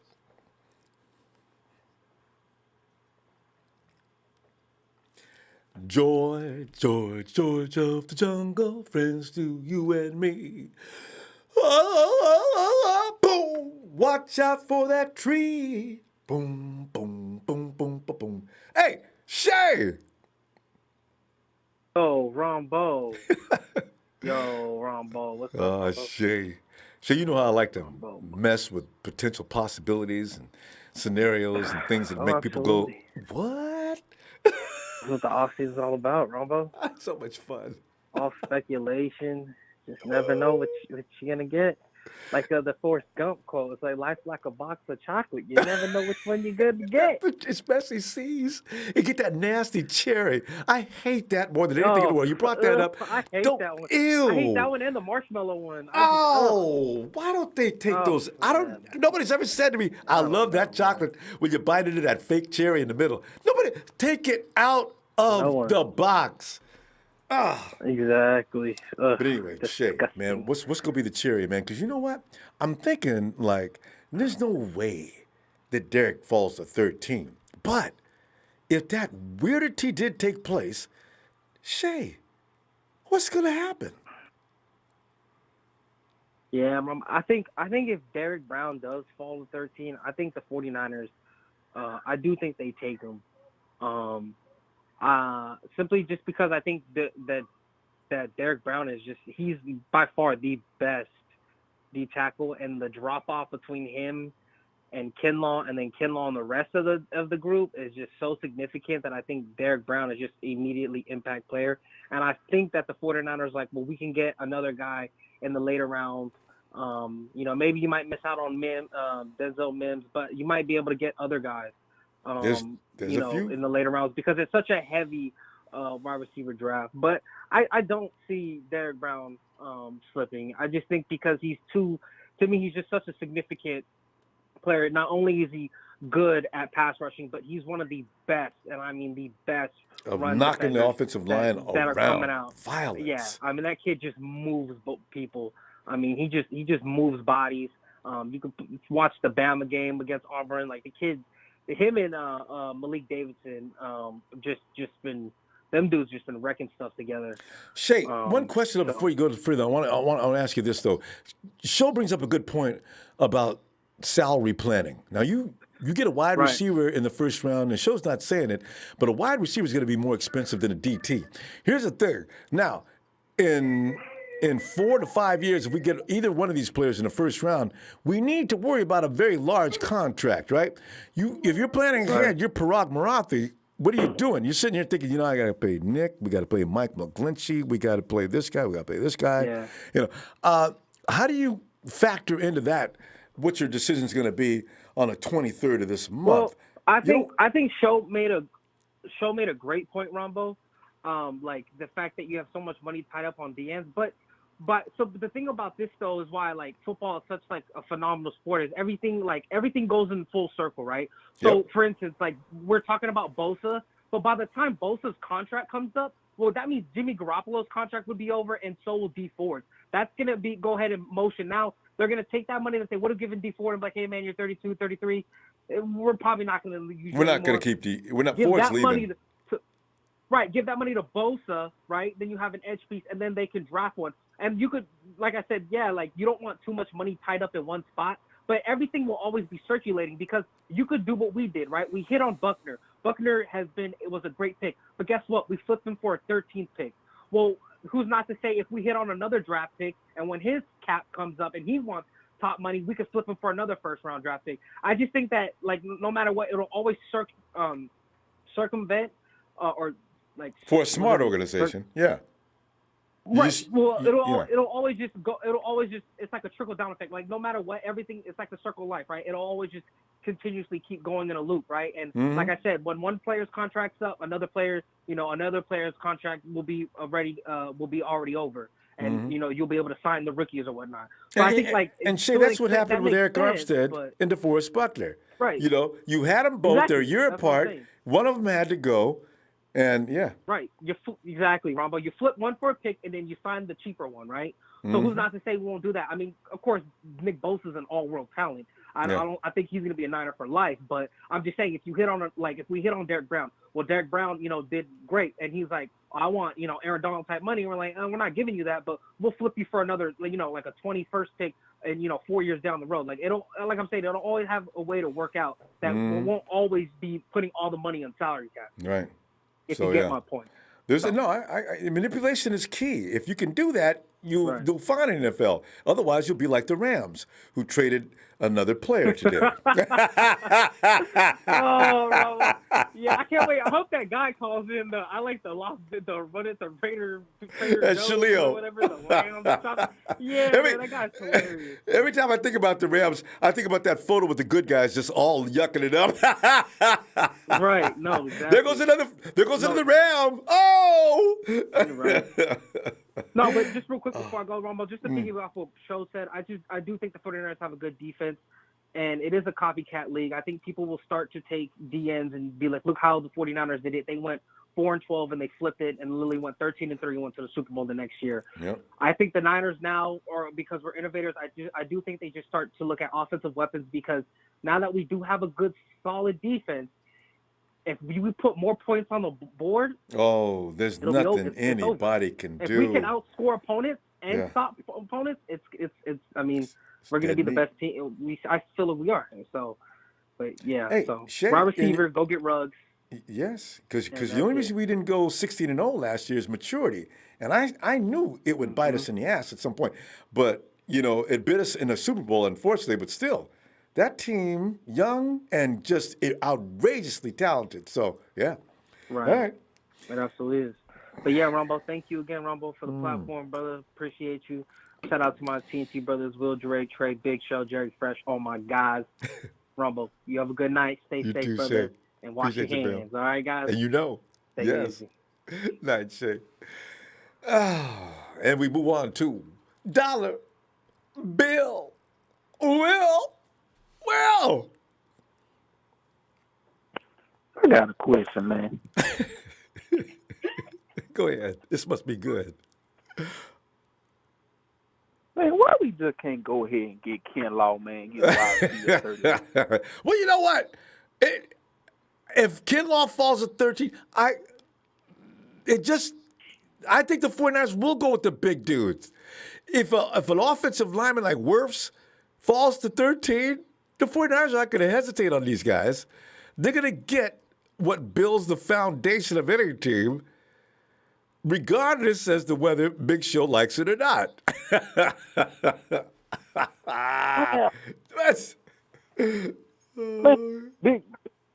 Big Show, he my bro, man. He my. But I really don't give a damn what he talking about.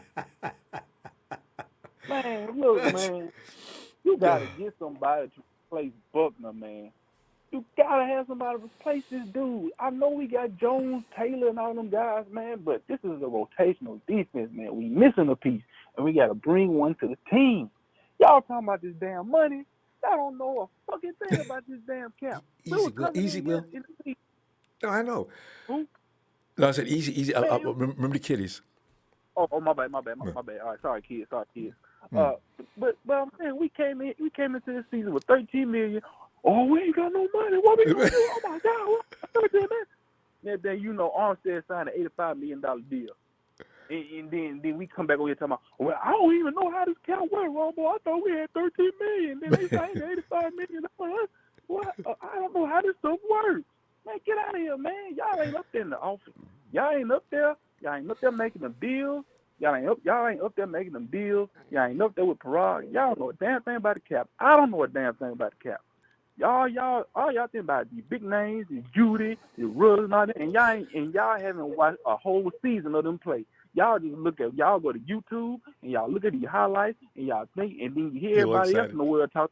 You want to hop on the train too, but y'all don't watch all these things. Y'all ain't got college pass. Y'all ain't watching every game. Y'all just going off the big names and the YouTube channels.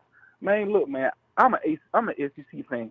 I watch all the games every Saturday. I watch all the games, all the SEC games. I got the thing on DirecTV where I watch all the games. I see all these dudes play, and y'all and look, these guys ain't playing like they is, bro. Y'all may think I'm crazy, but don't get me wrong, these guys are good. But I'm telling you, them guys at the bottom, down in 31, they good too. Justin Jefferson, all them guys, man. Van Jefferson. Nobody talks about them guys. Hey, they good too. Rager, all them guys good too, man. IU from Arizona, now that boy speed demon. Ain't nobody talking about him. Come on, man. Look, bro. Will, remember, AB was picked up in what round? One of the greatest of all time? He's lost his mind, but his skills are outrageous. Thank you. And we got the best tight end in the game. Well, he came out, what, the 5th, 6th round? Yeah. Come on. 5th round. You know, it ain't man, look, bro, you can get any talent from any round. It'll be a gem. If you pick the right one, man, go ahead and kill two birds. Man, look, man, we go ahead and get Kinlaw, but 3rd and 15 gonna always replay in my mind, bro. 3rd and 15, that Super Bowl gonna always replay in my mind. Yeah, man, we need pressure. We need to put more pressure on the quarterback this year than we did last year. You know what I'm saying? Come on, bro. This wide receiver class so deep this year, man. You can get any receiver, man, and Kyle Shanahan gonna room them up. Kyle Shanahan gets people open. They ain't gotta do too much. All they gotta do is run their damn route. Kyle gonna get them open. All Jimmy gotta do is rocket that ball into their hands. They gonna take it to the house, man. Come on, bro. Man, look. Kinlaw, man. You only get you a DT, get it over with, then get you a receiver, man. Mosley, we already got a corner in Mosley. We do need a cornerback. You know, I'm not counting that out. Sherman's probably leaving or something next year. Then you got people talking about, Sherman's going down. I'm going to tell y'all something. Y'all need to get out of Sherman because y'all talking about Sherman slow. Sherman ran toe-to-toe with John Ross this past season in that Cincy game. He ran stride to stride with him. Sherm, it's never been about speed with Sherm anyway. Sherm is a very intelligent player out there, and there's no telling how long he can play just using his intelligence. He just lost it this past year on a couple of plays. Right. Yeah, Sherman got caught on 2 times the whole season. And then when they tried him, didn't succeed. Either going to get picked off or get batted down. Yeah, you can't keep messing with him. Yeah. It ain't about who you want, man. It's about need, bro. If that was the case, why? If that was the case, if Kyle could scheme anybody open, why the hell did the Chiefs play with both of their safeties in the box the whole damn time and they wasn't scared of the speed, bro? You can't scheme people open if they're not scared of you having no speed at the wide receiver position, bro. It's easy to make a point. It's easy to make a point when it fits the narrative, but you gotta have somebody who can take the top off that defense, and that's why we lost the game, bro. No. First of all, we should use Debo. We should use Debo and most in that running game. That was we should have done because Tyron, bro, come on. Because Tyron said he was so glad that the 49er offense stopped running that damn ball. They were so glad. Now, if they would have kept running the ball, we could have got another first down, ran out that damn clock. We didn't need to throw the damn ball. We need to use Debo on the reverses and use Mostert in that running game. that 49er offense is a run first team. That outside zone is what Kyle likes. He would have used that in the Honey Badger did say that. I was bothered by that. All right. It wasn't always a first team when he was with Atlanta or when he was with Cleveland, bro. He was passing a lot more. But because the wide receiver room lacks, bro, we need that. We need a playmaker at the wide receiver position. And there's an argument. There's an argument we're going to continue later. But guys, good stuff. Will, Dre, I'm gonna see y'all Sunday. All right, Ronbo, man. I'm just saying, man, I don't see nobody coming in here just taking over Debo like that, man. Debo is the number one. He is, man. I don't see no really coming Debo, this Debo, man. You think about somebody coming in and taking Debo's spot? No. That's why I'm saying Ruggs. It's just Kyle's not gonna just stop Debo doing what he's doing. Hey, but Will, let me see you Sunday. All right, fam? All right, man. Shout out to you, Ronbo. Shout out to my TNT fam, man. No play upon the Dre. It's all good, bro. You know, we all just got different stuff, but it's all good. Just got love for you, bro. Yeah. Shout out to Ronbo fan club, man. All you guys, man. Hey, man. Tampa Bay, Florida, San Francisco 49ers versus to be announced. All right, man. Yeah, that will. All right, man. Oh, that's just fun about before the draft, how we go round and round and round what we need. And John V's on the phone. I know he knows what we need. John. Ronbo, my man. John, you know, we've How come you around. doing, brother? You doing great. How about you? I'm doing all right, my man. I'm doing all right. Better. Delighted to hear. How's Mom? She's doing better, my man. I appreciate the concern, man. She's doing good. She's doing good. All right. Well, John, as you know, we've come around to the John V way of thinking. No matter how glorious the wide receiver group looks, John is steadfast on the fact that this team, its reputation and its success is built on its defense. And he ain't wrong. It's definitely, man, you can argue this all day long. The defense is what got us there. But, John, you may be even more delighted because if indeed one of those monsters fall to 13, and I even think Kinlaw might be in the mix, maybe or maybe not. But Derrick Brown, if he should stumble down past 12, man, the 49ers will have a decision to make, and they got like 5 minutes on the clock to make that decision. Can you imagine? What are they going to do? What are they going to do?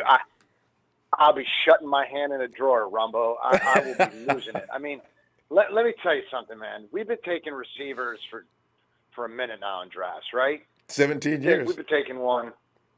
All right, so, okay. The Browns are, what are they picking? 8? Where are they at? 8? I don't know. I forgot. I don't know. 10th? Where are the Browns? Right. You got, listen, those guys are asshats. They will take a receiver. They'll take any big name in the draft. What's that? Whether they need him or not, I know. Oh yeah, whether they need him or not, Ronbo. If that's a hot commodity in the draft, they're going to take him because they're stupid blind. They do whatever they want. They need a line more than they need anything. Yeah. But they'll take a receiver. So let's just say top 3 receivers are taken, right? Yep. So what do we do? And if Kinlaw falls to 13, it's a no-brainer, man. You're going to take him, or you're going to take Brown. If Tristan Wirfs drops, you want to build some depth behind the O-line. You get Tristan; he'll keep Jimmy safe for years to come. Those are all sensitivities right now in Santa Clara. You're right. Wirfs, Blacklock. Yeah. I mean, there's so many options, and I disagree with the guys that say that we don't need to build depth in the middle on the defensive line. That everything comes from the outside. Yes, we do play on the outside. But I disagree. When we play a mobile quarterback, we look like dog crap, dude. We can't even even with Buckner, we looked weak. I mean, Russell could run up the middle like with flip-flops, and we couldn't even stop him. And that really bothers me. And Lamar Jackson bothers me. Same thing. God. Yeah, and we're going to have a mobile Cardinals team now with some depth at receiver. You know, that dude's going to run around. I mean, if Tyler Murray burns us up the middle and hits D-Hop like every time, I'm going to be pissed. I mean, I don't know. In my opinion, Ronbo, if the top three, if CeeDee Lamb is there, if Judy's there, but I mean, you got the Jets that need somebody. We know the Browns are retarded, so they're going to take somebody even if they don't need them. So they got to pair somebody with Landry and Obi. Huh? Even if Wirfs is there, and the Browns need an offensive lineman badly. Yeah. Yeah, they need offensive linemen terribly, and they'll probably take Wirfs if they're smart. But I know how these guys do things out here. They're stupid. They don't do things with reason. They do things they fall face first into the dirt. So putting butts in the seats. They think the fans are going to show up more if you bring in that sexy pick. So you got OBJ and don't know what to do with him. Yes. Yeah. Yes, if OBJ's bobblehead is there, they'll be fighting each other to get it. But I could see them pairing up a big name with OBJ and Landry. I could see that because that's what they would do. But they won't give their quarterback enough time to get the damn ball out there. So what good is it, right? Nick Bosa loves it. I see us, Ronbo. I see us capitalizing on defense if those guys are off the board. Because something strange is liable to happen in this. You know who's going to trade up? Detroit's already. There's been word out that they may be thinking about trading out. I'm thinking, why would they trade out of that position? Okuda's right there waiting for them. They're talking about trading out for what? There's a lot of draft capital to gain too. There's a lot of guys. There's teams that need quarterbacks. I mean, the Falcons could be partners in trades that we could do. The Colts, they've got a second rounder. I mean, I want to go into day 3 and grab somebody, maybe even Isaiah Hodgins, or I already say his name. Isaiah, like 6'4", 210 pounds. He's out of Oregon, He's a big boy on the outside, but I don't know, Ronbo. And he's got quickness. He's got that Kendrick Bourne thing going. Yeah, he can get in and out of routes like lightning. He's probably a few steps behind DK Metcalf, but the same caliber receiver, man. Big body, pull it down out of the air, knock you on your Strong face. Hands. Yeah. Taking safeties and corners out. Yeah, that dude's solid. He's solid. I like him a lot. He reminds me of Jalen Hurd. Having 2 of those would be ridiculous. Yeah. Goodbye, Dante Pettis.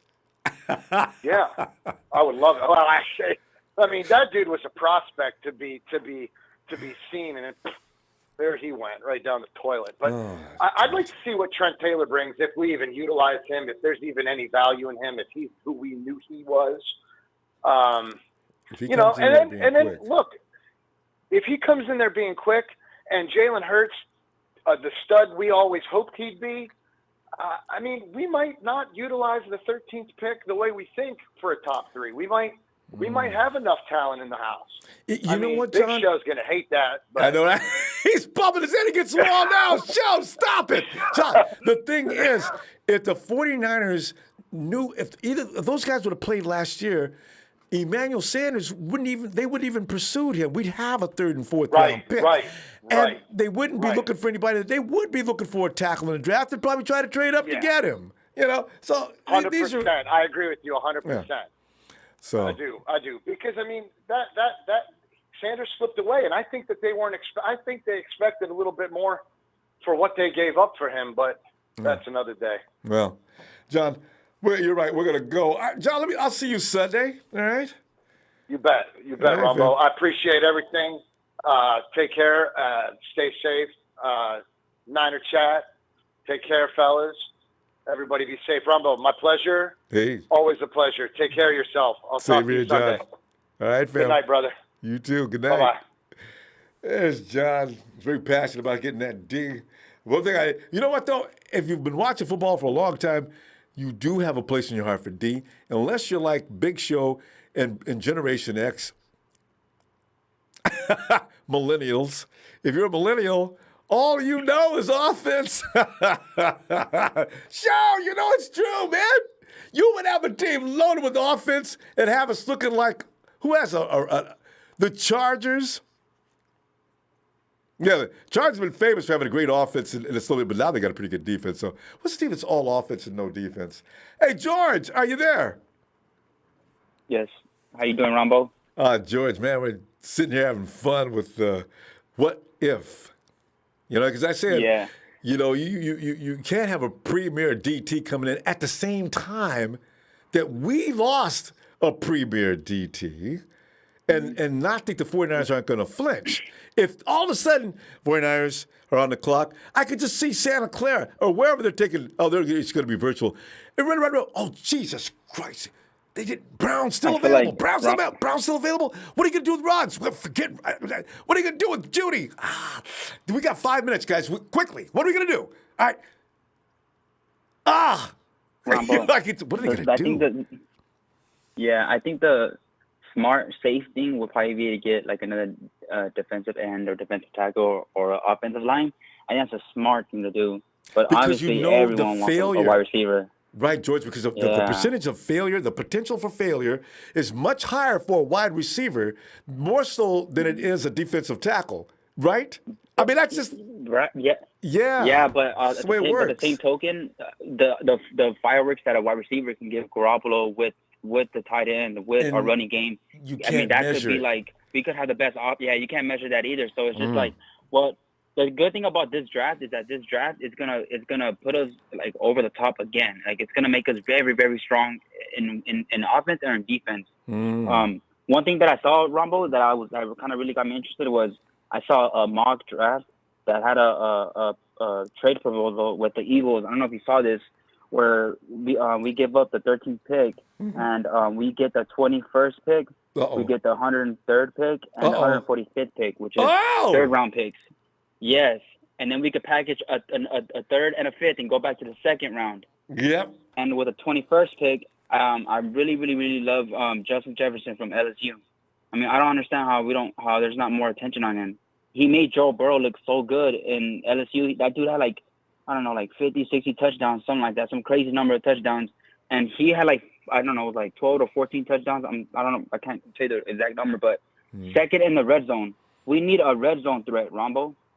Well, actually, we I don't know, between the red zone threat and a guy that tears the field up, because you want that you want those guys to get back. You guys are not gonna stand there and just disrespect this offense.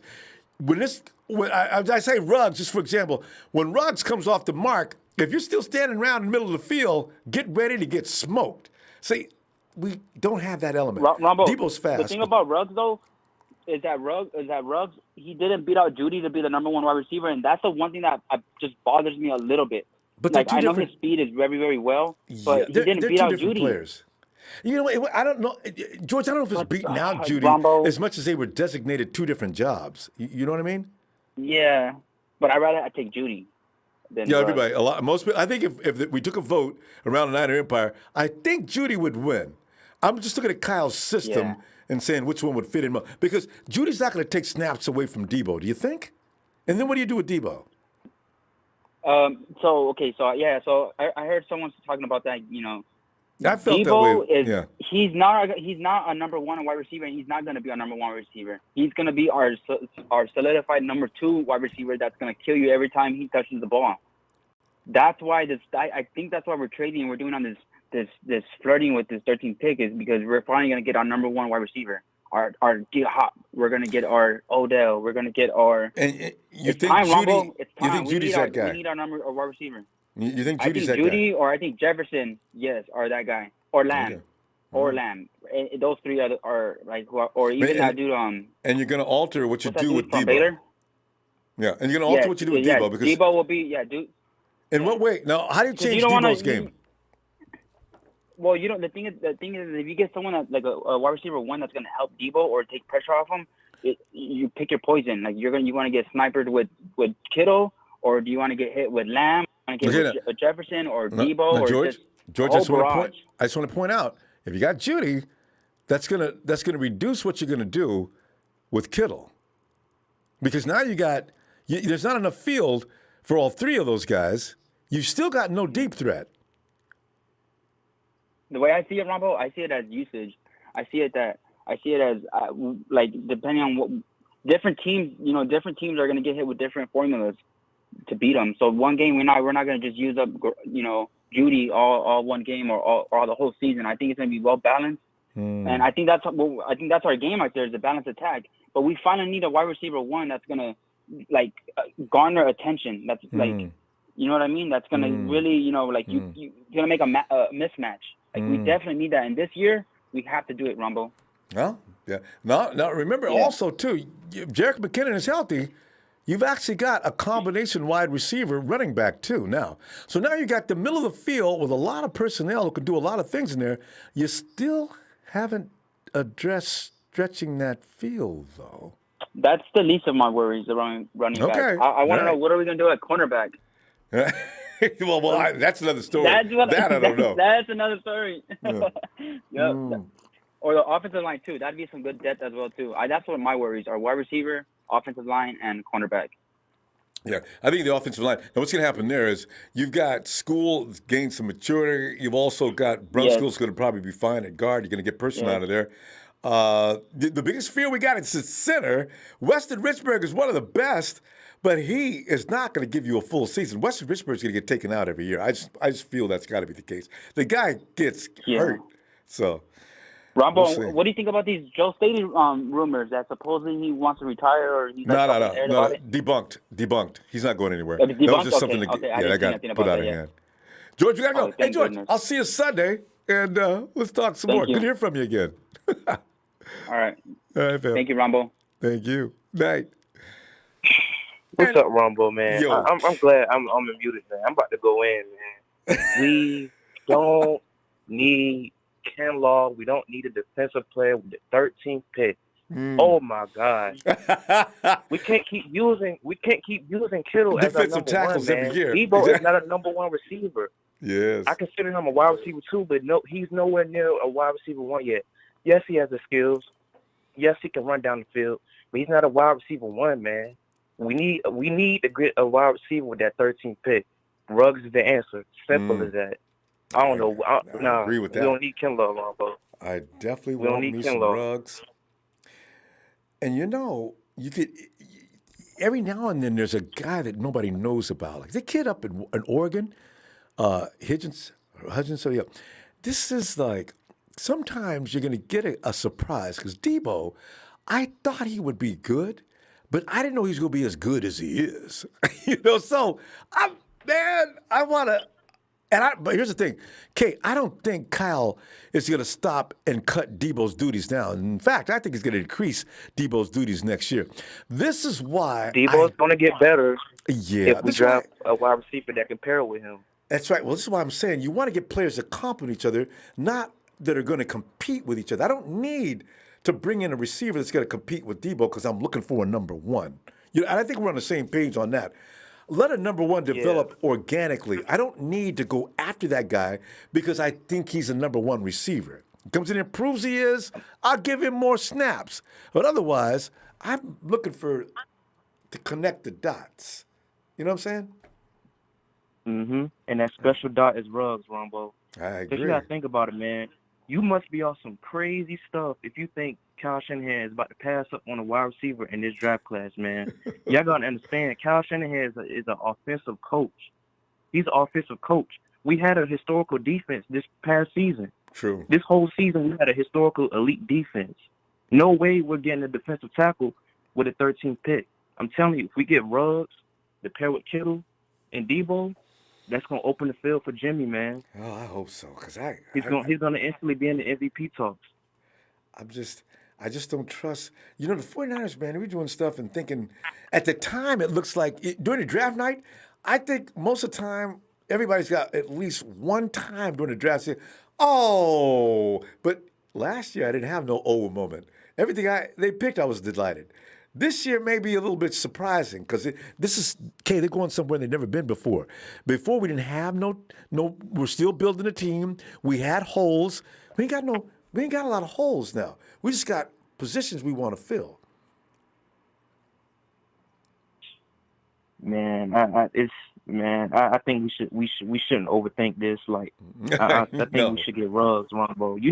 Because you know what? If you seen what the Chiefs did, Ronbo. Yes, that's why I want Ruggs. They showed us that speed kills. Yes. So you know what? You know what we need to do? We need to show them that speed kills. We cannot keep relying on the defense to win games all the time, Ronbo. Yeah. You know what I'm saying? Like, I feel like Jimmy needs his own Tyreek Hill. And in combination, if Trent Taylor's wide open. Exactly. If Trent Taylor's healthy, you got quickness everywhere now. You got that short pattern that Jimmy's going to have. He's probably going to use that a lot. But now that's going to bring that defense in. Now Tyreek Hill, Debo, Kittle, they will kill you now. You still got Jarek McKinnon. I got him coming out of the slot as well. Or out of the backfield. I got Kendrick Bourne. Look out. Oh, their team is not dying for a Jerry Jeudy. Yeah, I think people is overworked because we got rid of Buckner. You got to understand, like we got a rotation for a reason. We have defensive players that could have become studs this year, but they were injured. I'm telling you, Ronbo, we need that wide out again. Because the more we get Ruggs on the field, the more Kittle's going to be open. And you know what's really and funny who too? in our division can guard Ruggs? Nobody. Here's another thing, Kate. Yeah. Somebody pointed out earlier, too. DeForest Buckner didn't figure as much in the defense this year as he did last year, right? Because Sork comes in, and all of a sudden, the defense, he's not the focal point. I thought maybe he was just having a slower year. They was double-teaming him. Hell, they were double-teaming Nick Bosa. They was triple-teaming him. So you see... Oh, most definitely. I think this defense just isn't the best thing for DeForest Buckner. Now, if he looks great next year in a different scheme, that means this defense is our Eric Armstead's defense. That's why he's having a field day. Crazy stuff. Yep. Go ahead, Kay. Yeah, man. I feel like it's all eyes on Jimmy this year, man. Ever since he overthrown, they so-called say he overthrown that pass to Emmanuel Sanders. Nobody's gonna I just feel like it's all eyes on him, man. I just think it's all eyes on him. That's why Kyle wants Ruggs. Ruggs catches that pass. Yeah. You don't fix things that's not broken. Oh man. You don't fix things that's not broken. That's true. I think we should attend that help that offense out, man. Because just imagine if everything was evenly balanced. We already have an elite defense. Imagine if our offense, got up a point or two with our defense. We won't have to be worried about last second plays. Okay, we gotta go. I'll see you Sunday, huh? All right, Romo, you know I'll be here. All right, fam. Looking for you too. Have a good night, Kay. You too. Oh man. Hey, Rock, thanks, fam. He says, Ruggs isn't just speed. He has hands, tough, twitchy. And also, his route running is way underrated. That's been said time and time again. He can run routes. And when you got that kind of speed, you can run route. Whoa. And Ronbo Sports Reporter says, we must address right guard. It's already been addressed. Justin, Brunskill's your right guard. All right. Now, they may get another one in the later round, so. Defensive line, we got a lot of guys on defensive line. Cornerback, probably.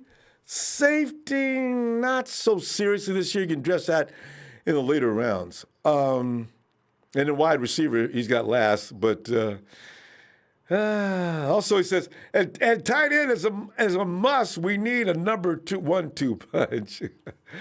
I don't know, Justin. I think they're going to address those things, but maybe not high priority. Later on in the draft, of course. But thanks for those contributions, guys.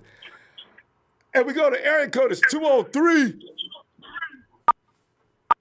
Hello. Ronbo. Yes. Who is this?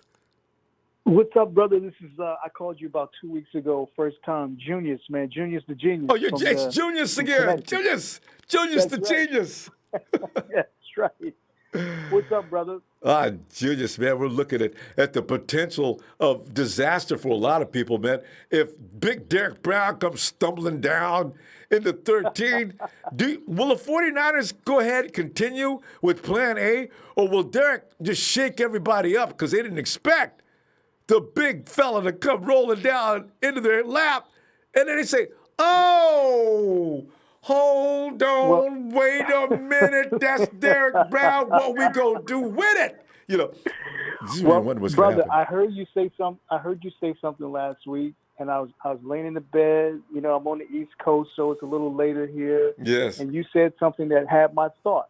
Now, before all the Derrick Brown talk, I said, you know what? They should get Kinlaw at 13, and somehow or another maneuver that second first-round pick to pick up Mims. And I think that to me, that's the perfect scenario. But if you can get a Derrick Brown and a Mims, perhaps with that second pick, if somehow they can maneuver that, I think they get two birds with one stone, man. And when you said that, I jumped up out of my bed and I was giving you high fives from the East Coast, brother, because that's exactly what I was thinking about. But I wanted to ask you, Rambo. I wanted to ask you something, Rambo, and I think I know this is kind of like on the cuff, on the outside looking in, because everyone's thinking about obviously the first important draft picks. But we made such a big deal of Kittles being found in a later round, and we know where in history, Tom Brady, Joe Montana, so forth and so on. But from one of my alma maters, there's a cat. I wonder if you heard of him. I'm going to give you his stats first. 6'4", 223 pounds, 32-inch arms, and almost 10-inch hands. Goes by the name of Antonio Gandy Golden. You ever heard of him? Oh, I remember that name. Where is that guy? Antonio, he's from Liberty University down in Lynchburg, Virginia. The dude is a beast, okay? In the compound, he did the rep like over 20-something times. He needs to work on his speed. His 40 was like just barely like a 4.58 or something like that. Not bad for a wide receiver, though. That means he can run routes. Not bad. Yeah. Not bad. His three-cone drill was could be improved. It was 7 seconds. But I'm telling you, the guy's a beast. And I think, given in the later rounds, he's projected to go maybe in the 5th, 6th, maybe even 7th round. He might be the guy that pushes the pussycat off the team next season, because this guy's hungry and he's huge and he's strong. And I just want to throw his name out there, man. But I'm with you, man. Look, I know the gentleman that just called before, I'm in love with all three of the Golden Boys. But if they're not there, look, if they're not there, you think I'm going to be mad with Brown or Kinlaw? We picking up a wide receiver? No. Can't get mad at that, You wish you could have got one of the receivers, but you put that monster out of that defensive line. Everybody loves watching the other team sit the butt down. And I tell you something else, Junius, the offense is going to improve just by maturity this year. You're not going to see a lot of the same mistakes you saw last year. Everybody knows second-year quarterbacks with Kyle Shanahan flourish, and there's a lot of reasons why that happens. It's not just the quarterback. Exactly. Yeah. Exactly. And Jimmy G, look, we all Niner fans, we take Jimmy, his good and bad. There were some times he had happy feet, but I think those happy feet was just a product of the environment. Like almost everything he went through last season, Ronbo, was first time. First time starting in the playoffs. First time starting a full season. A lot of people first time in the Super Bowl. Yes, people didn't take that seriously. He's Jimmy G. We're paying him $100-something million, and damn it, he's gonna produce.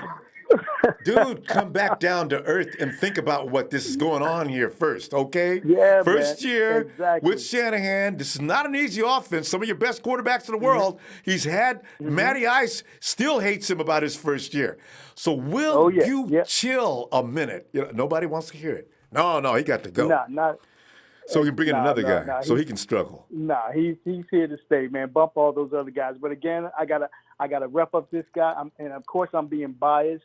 I graduated from Liberty, but unlike I didn't see every game of Judy. I didn't see every game of Ruggs. I believe they're hype, but I actually saw every game this gentleman played. Antonio Gandy Golden, and I'm telling you, he's going to make a team, and he's going to be he may not be a starter, but he's going to be a heck of a second, maybe third receiver, and he's going to make some big plays, man, some really big plays. And but we'll see, man. I'm gonna check back in with you on Sunday, man.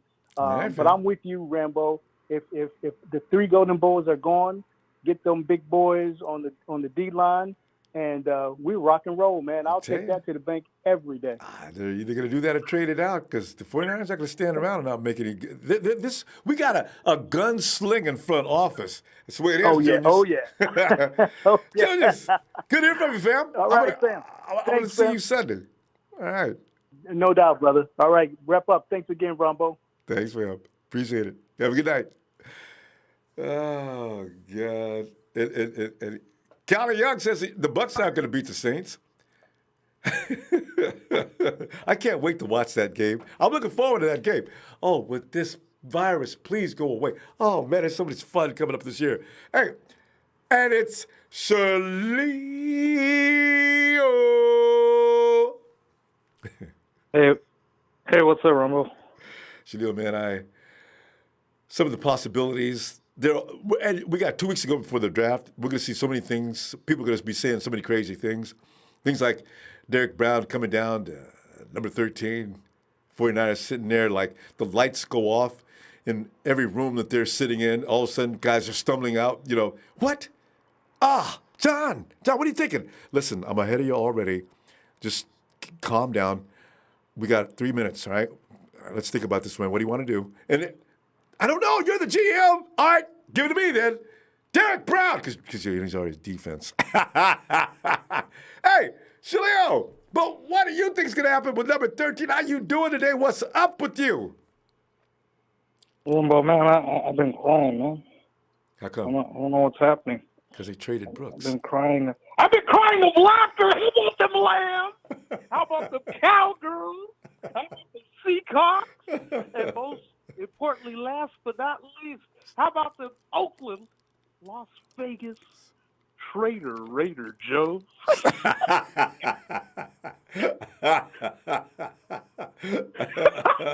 Oh, man, Brandon Cooks, he's a Texas now. Cooks, no more cooking in L.A. Cooks, take your no more butt. Cooking in L.A. Oh, traded him. God. Traded him for some picks. And I had an argument with a Rams fan a while back. I said, listen, man, I don't know if you know it, but you guys are in full rebuild mode. And also, you haven't offered Jalen any money, so what are you guys going to do? He was arguing with me for a few minutes. I can't find him now. I went back and looked for you can't find a Ram fan now.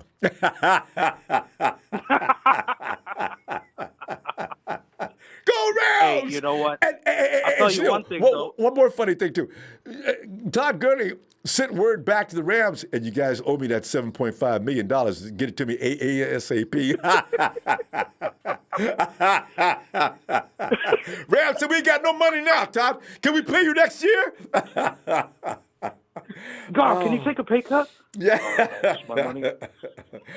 Oh, God, that's fun stuff. Hey, you know what? If Trent Taylor doesn't pan out, I would love to get Cooper Kupp. Whoa. Don't mind. Since they're getting rid of people? Yeah. Wow. They got a little clearinghouse. Whoa, yes. If Taylor doesn't pan out. Yeah, but the Rams, they're not going to talk. They're not going to talk to us.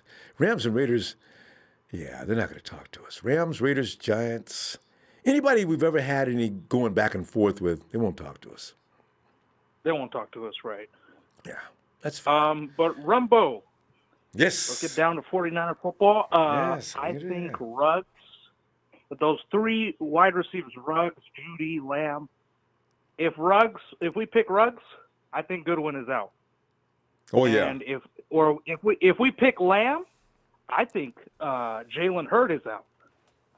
Oh. And if we pick Judy, I think Pettis is out because Judy has the all better similarities. Route running. Yeah. Right. So it's just pick your poison. Because all three of those guys much. represent somebody we can unload. I don't know that I think they like Jalen Hurd, but they're afraid of his health. Yeah. Health, correct. So it's just going to come down to who they decide to pick. I wouldn't really mess with that defense. I would just try to get rotational pieces to help that D line out. And, same with the corners. I wouldn't worry about Sherman just yet. But I would try to get with that 31st pick, I would try to get an O-line. Like someone like Ruiz. Yeah. I would try to bring Ruiz in, whatever happens with Joe. I'm not saying, he's going to leave us or anything, but I would try to, just have him there in case something happens with Joe. Yeah. He's not a center. Is he a guard or a center? Because I said, if Ruiz plays center, because Weston Richburg, man, the dude it's hard to keep Weston for a whole season healthy. I mean, he got beat up his first year with us. He got taken all the way out last year. He was having a good year, though. But still, I just want to, beef up that O-line a little bit, so Jimmy has more time, like Tom, in the pocket, so he can throw it. Mainly that was Person, though, during the Super Bowl, and probably a little bit during the playoffs. But we were running the ball so much. But yeah, Person, man, he could not protect at all. Yeah, he was getting beat up. Well, Brunskill looked pretty solid last year. Let's see what he looks like this year. Hopefully, he can last the whole season too. So I can't wait to see what he looks like. Just trying to find, replacements for guys that left, Buckner and Emmanuel Sanders, but we could find a cheap little D tackle in this draft in the later rounds. You get a surprise. Just to move around. Yeah. Because you never know. You draft a guy and you bring him in because the 49ers have to think on the future too. Because some of these big contracts that are coming up and are going to expire, like Solomon Thomas. I already told Solomon, we're not picking up your fifth-year option. See, so this is the thing why I say we need a wide receiver, because the only guys that I saw on the field was Kittle, Bourne, and Debo. Yeah. That's embarrassing. Yeah. We should have more. What the hell is Pettis doing? What the hell is Pettis doing, and what the hell is Goodwin doing? Goodwin, by his body language, I don't know. He doesn't feel like playing, and interested in one guy's playing with kitty cats in the bench. And they won't let Richie play, so, yeah. And they won't let Richie play for some reason. Maybe he doesn't have the book down or whatever. Yeah, I don't know what's going on. I'm starting to believe he is a horrible kick returner, by the way. He is not good at kick returning or punt returning. No way. The other caller, he said, "Yeah, we need a kick returner, punt returner." I don't trust this guy. Travis Benjamin, because he's not Travis Benjamin. I'm talking about Richie James. I don't make trust Dante do it. Anymore. Yeah, so Dante won't do it because he's kitty cat. Maybe Richie, Travis Benjamin is that guy. Could he use that kick or punt. Who knows? But him too. I heard, he from Chargers fans. He likes to drop a lot lot I heard about that. Kind of scary. Don't be dropping the ball now. That's Don't scary. come over here. That's scary. And we dealt with that this season a lot. Yeah, no more, please. Shaleel, I'm going to see you Sunday, fam. See you Sunday. Shout out to the Niner Empire. Those likes. Thanks, Ronbo. Make multiple accounts. And wash your hands. Hand sanitizer. There you go. How about and them distancing, sheltering at home. All right, fam. Have a good night. You have a good night, Ronbo. Thanks, Leo. Oh, man. And there he is, Big Sean. Hey, what's up, buddy? How you feeling? Sean, feeling magnificent. And that's something to be said this time of year. Or should I say at this particular time with the way the world is going crazy. So, yeah. So how about you? I'm feeling good, man. I'm feeling good. I feel like we're going to go ahead and get that wide receiver that Shanahan wants at the 13th pick. I hope so. And, and hey, man, we got to get that. Man, we got to get that secondary in order, man. We got to get some cornerbacks, man. We really do. You know what I mean? Yeah, the thing is, we only got one. We got 2 picks in the first round. We need second and third round. Maybe there's some good talent to be found after that, because but I don't know. Man. I mean, look, we could trade out of that 31st pick, man. Is what we really can do, And if that offensive weapon isn't there that Kyle Shanahan wants at 13. There's different things we can do with it, man. But we got to go out there, and get rugs. And we definitely got to go out there and figure out a way how we're going to clean up this cornerback situation, because the wide receiver threat in this division, man, is just too nasty. It's just too nasty, So those are things we really got to think about. You know what I mean? Yep. And that's why it's going to be interesting to see. The 49ers have already probably thought about this, and they're probably going over it over and over and over. And they got their guys picked out. You already know that. Can they get them? Especially with that wide receiver position, man. I mean, think about it. I mean, as much as I know, there's a lot of people like Kendrick Bourne, and he's out there on Instagram and he's working hard and everything, but he's yet to have a 500-yard season. So this year, man, if he doesn't if he doesn't have 850 yards, man, it's he's got to go, man. I mean, he really does. But Sean, they don't play him like that. Kendrick's pretty much a platoon player. With Kendrick, he's that guy you bring in. He's a situational player, because last year it was all about Kittle, Debo, and Emmanuel, right? But like you're saying, though, they may expand Kendrick's role this year. We may see exactly what you're talking about. Yeah. They have to expand his role. And let's just say they go out there and get Ruggs. Ruggs can do pretty much everything that Debo can do. He could do jet sweeps. He could do all that shit. And take it to the house deep. Yep. Yeah, I mean, just imagine where you got fucking. Excuse my language. I don't know if there's any kids at this time of I know. night. Just imagine. we like to keep an eye on it. Yeah. Just imagine where people are thinking, here comes a jet sweep and here comes Debo, but it ends up being Ruggs, and Debo, he runs a go route. And you got Kendrick Bourne, on the other side that just kind of just messes everything up, because a lot of people forget, man, Debo can stretch the field too.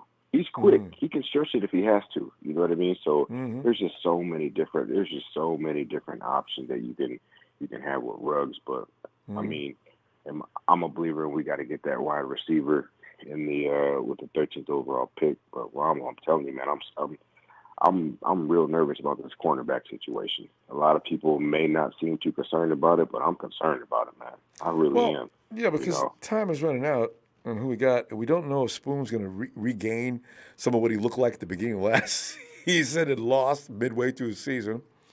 And then you got E-Man. E-Man, I do see him being solid going forward. He made a mistake, but I bet you won't see that happen again. Even though he made a mistake, and especially it was during the Super Bowl, but I mean, here's the thing though. That's on us for putting him in that type of situation. You know what I mean? I mean, Witherspoon came in, was supposed to be that guy. He was. You know what I mean? Witherspoon came in, he was supposed to be that guy. And he wasn't the only one. Yeah, I mean, Mosley made a mistake, but he was supposed to be out there having help too. Where was his help? Yeah. You know what I mean? Where was Mosley's help? So it's not all just going to fall on Mosley. It really isn't. No. And Sean, that play had a name. They created a vacuum, and I wish I got to see the whole field. I don't know how that play developed. Why? Mosley's a sharper player than that. What made him think that what he thought? He's been very smart the whole time. Why did he do that? He bid on another route. Is what happened. He bid on another route, and then so did Jimmy Ward. Yes, and that's how that coverage got busted. So that play design was brilliant. But apparently, it really was. But I mean, Emmanuel Mosley, he's not the only one to blame. I know a lot of people want to blame him for that, but he's not the only guy to blame for that. But what I will say, I mean, Mosley's not the guy that's going to go out there and shut down a lot of these other guys. Now, here's what I do like about Mosley: he's fearless. He'll he can go ahead and he can make the tackle. There's a lot of cornerbacks in this draft that don't like tackling running backs, Ronbo. There's a lot of cornerbacks in this draft 80% that don't like cover. Yeah, and Mosley's the guy that will do that, So And Sean, did you notice his technique? That boy's technique, that play he made on DK Metcalf in that game, that was textbook. Yeah. So, he's got skills. So we got to pull up, though. Yeah, but what happened? Go ahead. You can finish that, though. But just think about this before I go off. I know we're talking about, he's got skills and all that, but anything could happen. What happens if he gets hurt or if something happens? Well, we got Witherspoon and we got Agent Sherman. Bring in Spoon. I mean, everybody gets up and goes get a sandwich. All right, my guy. You're right. We go get one. All right, Sean. All right, my guy. Good stuff, fam. All right, man. Talk to you later. Be safe. You too. All right, brother. Hey. Go. It's Sean out in Chicago way. Man, this has got to get this virus. It's got to go. And there he is again.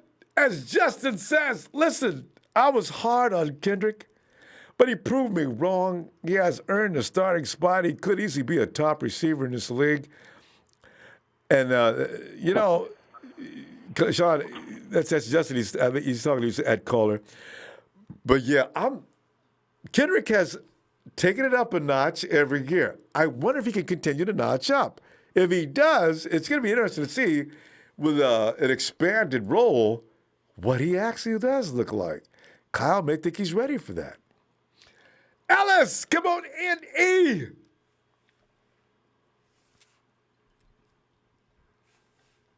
Ronbo. Ellis. You doing, fam? I'm good. I'm blessed, champ. How you doing? Oh, it's awesome. It's hard. So, as long as you're staying out the streets. Ellis, when you go shopping, when do you go, like once every few days? Yeah. I try to do it every other day. That often? Okay. Or every other 2 days. It just depends. I stocked up though within the last couple of weeks. I've been able to stock up enough, and the way they got the stores now, they got they counting heads and how many people can come in at Sam's Club and one-way traffic Walmart, they're doing it now. in the places and everything. I know it's working it though. It's working though, so we got to appreciate it. Yeah, we maintain it. Right. How about you, fam? How you having to do your daily, your essential? Yeah, I'm one of them online people too. I bring me my stuff, sit out on the porch. Cause I figured, man, I driving down the road, I can see now. Because it's kind of traffic. There's no traffic, so it'll get better. Yeah. But anyway, hey, absolutely. Ellis, looking at like scenarios. There's gonna be a lot of scenarios created between now and draft night, right? And it's pretty funny. Somebody said Derrick Brown could fall to number 13. Should that happen, will the 49ers abandon the original plan and say later for that, if he's here, he's coming to Santa Clara? Or do they stick with what they're going to do and take Ruggs, Judy, Lamb, whomever's available, or whomever they've got their eye on? What would that do? It would obviously take away from what everybody's been, attempting to predict thus far, which is, that not only are those receivers going to be available around that time, but us not picking them would be going totally against what everybody's kind of feeling, what we've all been kind of hoping and, trying to dictate at this, up until this point. What I think the only benefit meaning if we don't get that receiver and we do end up getting, a defensive, lineman, is that we still got that 31st pick, and there's still going to be plenty of talent at the wide receiver position for us to get even that late in the first round. Like, they're not all going to be gone by then. And, we got Jalen Rieger, we got the Denzel Mims, we got, the Justin Jeffersons, we got even the no-name, guys that haven't been, at the top of discussion that are still out there that we haven't even seen yet. I heard about the Gandy Golden? Got a lot of conversations about him a few minutes ago. Yeah, right. I heard that, and I didn't get a chance to look at him, but I did see his name. So there's been a lot of, and he's been getting interviewed by a lot of other teams too. I looked at the Raiders, and they have like 70 players that they have already interviewed, college athletes that they have interviewed. I sent it to you. I DM'd you it on IG. I'm like, that's unheard of. They might as well throw the whole damn team away then if y'all gonna do that. 70. Well, you know what the thing is here? It's cool. How many people they got working on their staff? Damn. Well, that's what I'm saying. I sent it to you so that you could see. I didn't know it was something. It was a Raiders reporting, person or page or whatnot. So hopefully, they weren't spreading fake news about their own damn team. But yeah, because I got your report about list. Judy being picked up. Oh yeah, about Ruggs being picked up by the Raiders all of a sudden. While everybody else says Judy, he says Ruggs. Man, come on, man. He's just, like you said, they've been listening to us. Exactly. I truly believe that, so they could be fishing, but I just feel like, we're in a position where it's we can win nonetheless. We may not get the guys that or the particular player that we may have been all, kind of, setting our eyes on, which I hopefully that's not what the case is, but I still feel like we're going to get that receiver. If one of those defensive linemen, though, one of those guys are still available, man, it's going to be up to the to the big guys, to the John Lynch and the Kyle, and how they can kind of find a way. Because I doubt we'll get anybody. And when it comes to the defensive linemen, I don't think that there's that much of a stock that will be remaining after or in later rounds as there would be receivers in later rounds. An offensive talent in later rounds. So that could it could kind of be one of those situations where it's like, hey, we're not going to get this quality anywhere else. We got to get him now. And, Derrick Brown. I just want to piggyback on that real quick, because the fact of the matter is, if it's not Kinlaw and it's not Brown, you don't need to look at DTs and D linemen anymore. This draft is rich in wide receivers. But those guys in this particular year, they're standouts at that position. Okay. I just want to add that. Yeah. No, right. You're absolutely right. So I think we're still going to go receiver, and if we find somebody, I saw we did interview one of the defensive linemen from Houston, and whatnot. So I didn't get the chance to see his name. I screenshotted it and saved it in my phone, but they got some other guys that they're looking at, and we got to keep in mind that secondary. We got to keep in mind the offensive. We might end up getting a guy from each needed position. Offensive tackle, a defensive lineman. We'll probably get a corner and or a safety. I've seen this guy from Notre Dame that was there. He's kind of big though, but they said that he can come and do some damage. So I seen his name. I screenshotted that as well just to take some notes on and look at. But I think we're going to fulfill the wide receiver position and then let the chips fall where they may. Now, the day 2, day 3, we need a second, third round. So I still feel like if we get what we want offensively in the first with the 13th pick, we might do something with that 31st, I think, and try to get on in the draft in the next couple of days. There you go. Just clean up. All right, fam. You know what I mean? So. I definitely know. All right, fam. And I haven't got back to you guys. We've been running around here, but I'm going to get back to you. We got to set us up for next week. All right, fam. We'll see you Sunday, no matter what. Thank you always, Ronbo. All right, fam. Appreciate you. Yes, sir, man. Shout out to you as always, y'all. Hit the like, subscribe, download that Ronbo Sports app, man. Thank you for your time, Ronbo, as always, man. And your energy, brother. You keep us all lifted, man. Shout out to everybody in the chat and the Niner faithful. Thanks, fam. All right, Ellis. Talk to you later. It's my dude, Ellis. Hey, as a matter of fact, here he comes. This just in. Here he comes. Yeah. I don't think anybody gets, I forget, a lot of people don't get, how people talk about how Jones doesn't manage the line, doesn't do this. The Rams are paying Brandon Cooks $12 million this year, plus another $18 million this year. We're paying Justin Dante Pettis. Justin. We're paying a bunch of guys, our receivers this year, and combined at $10 million this year to play on the field. Justin. The Rams are still paying Brandon Cooks. Justin. A lot of money. I need to tell you something that you're probably not aware of. Brandon Cooks has been traded. Yeah, I know. That's what I'm saying. They're still paying him, though. They still have to pay him. Wait a minute. Wait. Let me get this straight. The Rams are still paying him? Yeah, Rams still got to pay him. The Rams still got to pay him. Wait a minute. Who they traded him to? They traded him to the Texans. Right, the Texans. What are the Texans don't have to pay anything? Well, I believe it was guaranteed. From I believe Aaron Rappaport, the report that the Rams still have to pay because it's guaranteed because it's a guaranteed contract. That's what it's a guaranteed contract. And Todd Gurley had something in bonuses or something. So that's you say and 18. And Clay Matthew hasn't got paid. Gurley hasn't got paid. So you're saying $18 million. You said 18, didn't you? To $12 million this year. Oh, $12 million this year. Yeah. Plus another $18 million the next year. What? So, yeah. So they didn't help themselves. There was no cap relief involved there. So they lose money in 2 years.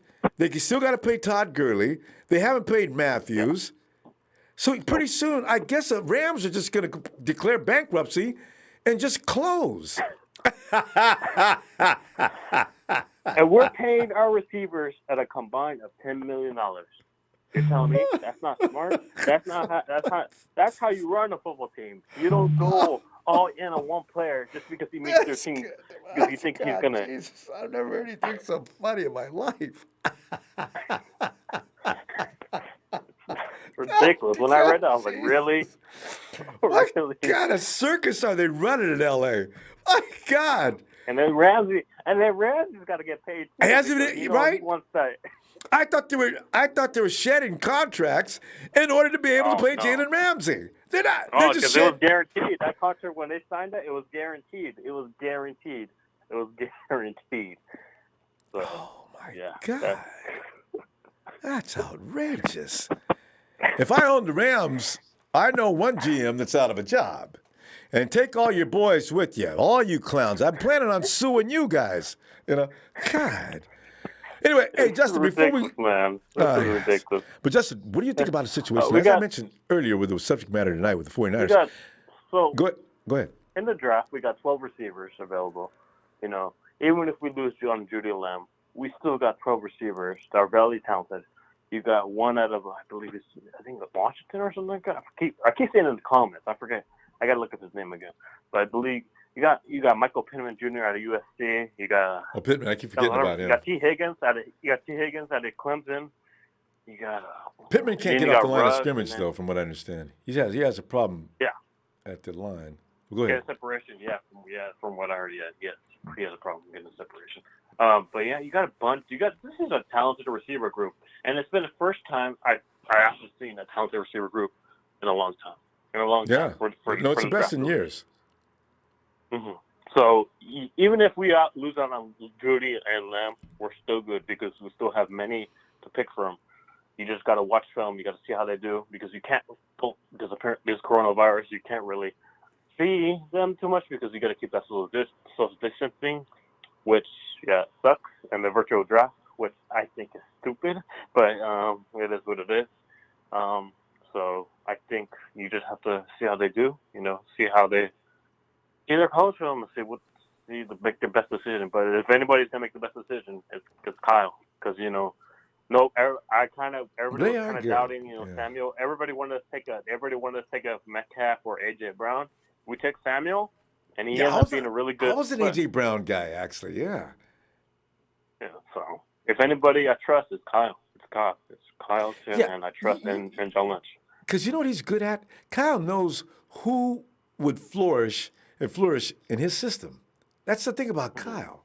He could really, because who knows? Because AJ maybe didn't have the right stuff, and DK, he didn't like, if you can't run a cone drill, Kyle doesn't want to talk to you. So, it's interesting. Yeah.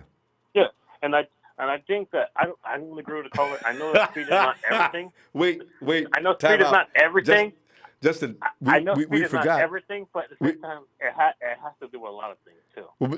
It has to do a lot of things. We can't give too much credit to Pettis. Well, I forgot about Pettis. Okay, anyway. Oh God. I just, what do you get out of that? You just combine him, like if you should try to shake him off with Marquise Goodwin, you get him off with a trade, because I heard they're trying to trade him for anything right now. Can't do it. Do you trade him to get like maybe a 5th round or 6th round pick? No. Just you can't. Because you can't do it. You can't trade those guys. If they would have displayed something tradable, you could trade them. But all they displayed was something to get you embarrassed. If you call a GM, he's going to say, "Listen, don't call me unless you got something you want to talk about," and hangs up the phone. So yeah. Hey, Justin, we're stuck with a situation. We're stuck in a situation with Marquise and Dante because neither player played good last year. Neither player, Maybe this is their year. All right, we gotta wait. They're rookies. But Justin, we gotta go. I'm gonna see you Sunday. I know there's everybody pointing it out. See you Sunday, Justin. Yes, sir. Have a good day, everybody. And remember, practice social distancing and wash your hands. Have a good night, everybody. All right, Phil. Yeah, Stanley Hubbard takes a shot at me, too. Let me see what did Stanley say? Stanley says, as we're sitting there praising Lynch, Shanahan, and some of the decisions they make. Justin says, what was lost?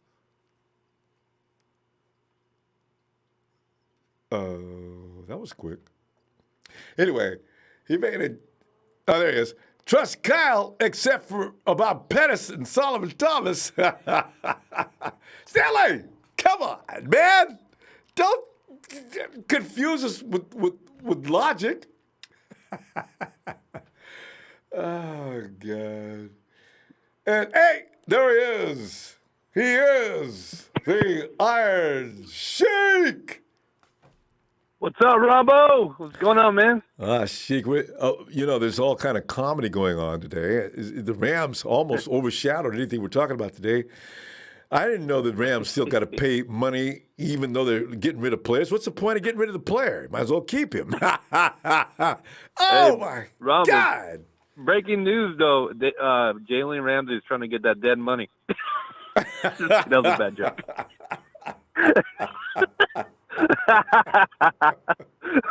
Oh, God. I can see now the Rams are taking Jalen Ramsey out and whining and dining him, taking him to their favorite massage parlor. Anything they could think of to get him to please Jalen, man. I got to talk to you about something. Yeah, what is it? Listen, we don't have any money. What? What do you mean you don't have any money? Well, listen, can I make a deal? Listen, only deal you can do is deal me out of here. That's it. I work for money, okay? I'm an NFL player. Hey, Sheik, if we hear about Jalen Ramsey being dealt with in the next 2 or 3 days, I may be in the hospital, not for COVID, but I broke a couple of ribs laughing, Right. Like that. Is there like a place for broken ribs? I go to L.A. Maybe I could get on that ship. They're taking the overload that's not COVID. I get on the ship. God dang, Rams. Right. That is just awful. Hey. Well, the funny thing is with these Ram fans, they're just constantly say, "Oh yeah, you guys are gonna get it worse." I was like, "What? How? We're doing it right. We've been doing it in the first right place for many decades. We draft. You build from the draft, not from free agency, not from giving up your first round picks. And look at what they did. And second and third. Second and third. And what did they get? They traded up for Cooks for a first-round pick, and then when they got him, he got concussions constantly. They didn't do nothing. Now they traded him to Houston. They got a second, a fourth, and dead money. They lost more than they gained. It's ridiculous. And you got two guys asking for their money, Clay Matthews, Todd Gurley. They're a laughing stock in the NFL right now, Ronbo. I'm serious. They're gonna try to file for chapter whatever, and they're gonna say, "Listen, the Rams are closed for the 2020 season. Hopefully, we'll return in 2021." Oh, that's gonna be great. Yeah. Right. Oh man, same old sorry ass Rams. So long. Sheik. Yeah, let's talk about the 49ers before I hurt my stomach laughing, man. The muscles are all tensed up. My God. Hey. Right, Sheik, right. So the joke is, not the joke, the Rams are the joke, but the thing is, if you get the wrong guy tumbling down to 13, could that disrupt the original plan? And Derrick Brown is what I was thinking. My God, Derrick Brown can't be falling to 13 now. That's going to cause decisions to be made. Or do you just stay with what your original plan was? You got to be constantly trade ups if that happens, but I doubt it because I think maybe 3 quarterbacks will take the top 10, but there's no way these guys at least there's not going to be a team following because there's more. Maybe the Broncos they really want to get a wide receiver, or maybe Cowboys, or even the Dolphins. They might want to get a tackle. Oh, Dolphins 4. Another position play. Sheik, that's 4 teams. So it's 1, 2, 3, 4. Yeah. The Dolphins are going 2. But I think, what's that? Yeah, they're going to 2, and I think they have I think 14 picks. They're probably going to trade up and get them, so we don't have to worry. But the thing is about us, we don't have to worry about Derrick Brown. We're not going to worry about Kinlaw. Let me tell you a reason why we're not going to worry about Kinlaw. There's a gentleman that we used to have in our organization. Now he's in Jackson Jaguars. Trent Baalke. And guess what he likes, Rombo? Yep. He likes Big injured-prone defensive players. lineman. It's either And Brown. he's injured. Which one? Who's injured? Kinlaw. He has a tendonitis issue, Okay, remember? it's true then. Because Trey says it's not true. Big Show says yes, it is. And now Sheik is saying it is true. Trey, I don't know, man. That's two saying it is. Yeah. I Googled it the other day when Big Show pulled it up. I was like, you know what? Let me check that. He got shut down in the Senior Bowl. Obviously, the draft because of the situation. But he had this for a little bit. But he's supposed to be okay. But, we can't test him. So we're not going to get him. So I'm going to say all the Kinlaw Foundation, Will Russo, and the other guy from yesterday, we're not getting them, unfortunately. Trent Baalke is going to pick it. That's that type of guy he wants. And Jackson is not. But 3 wide receivers, Rombo, Judy, CeeDee Lamb. Those 2 are the most likely that we need. Ruggs is a third option, but Jerry Judy is perfect. But the alternate, if those 3 wide receivers that we pass on to say Ruggs or et cetera, I think that tackle might be in play because we need to fill the role of Staley for the future.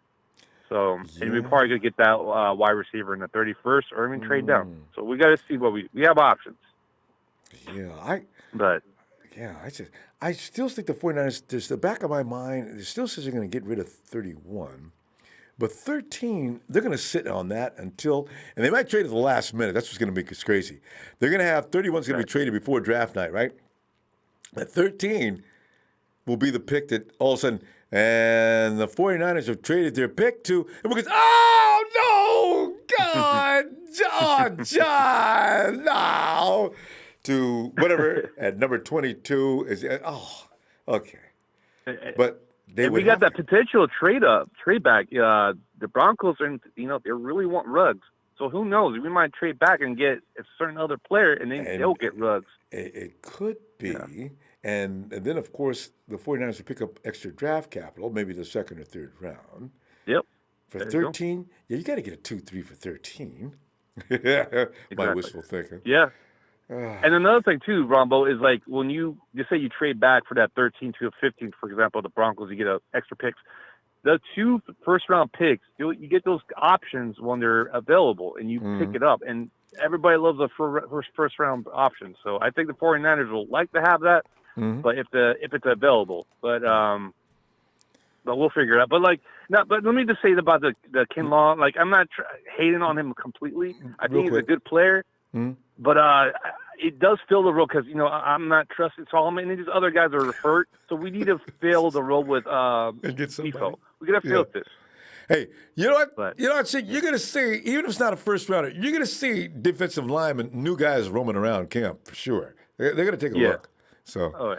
Oh, yeah, definitely. But wide receivers are the way to go. And Ronbo, I know you had a long night. The thing is we're all going this all together. And I'm hearing that we might not have football until November. So I hope that's wrong. Levi's saying, well, the governor, whoever, somebody's already announced official some kind. No football in Levi's until November. What? No. That scares me. Would you? So please, He's jumping. Yeah, I won't. That's like what's it like? Was it April now? So 4. Like 7 months. Yeah, because summer could actually kill this virus. They're not sure yet. But you know what? It could be a seasonal thing. You know what? Let's not speculate. He can make that prediction, but he'll have to lift it too. So no problem. Anyway, Sheik. Yeah. But anyways, Ronbo, this all to the fable. Please wash your hands. And these, if you have kids, tell them to stay home. Yes. You don't need to go out. Stay home. Right. Read a book, do something else, and going by and wasting your time and killing this situation because we don't want to lose our football. But faithful, hit that like for Ronbo Sports. If you love football, do what you need to do. Stay home. And we all love Ronbo because he's here for us. Appreciate you, sir. Thanks. Shout out to the Ronbo Sports app and all the guys. Love you guys. Peace. Thanks, Zeke. We'll see you Sunday. Have a great day. Or a great evening. Oh, man.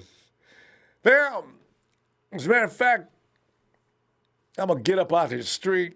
I'll see you Sunday. God knows what's going to develop between now and then. 49ers better not trade that pick. You know, because I figure that's the next, watch and see, that's the next thing we see. 49ers have traded 13 pick. No! Like I said, we did at the same time. But if they do these things, we got to trust them. They've done a lot of good things. So,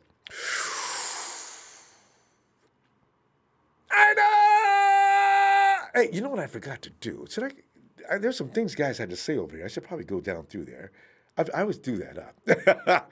Stack Morris says, CeeDee Lamb, 31, Trevon Diggs, 156, Ben Botch.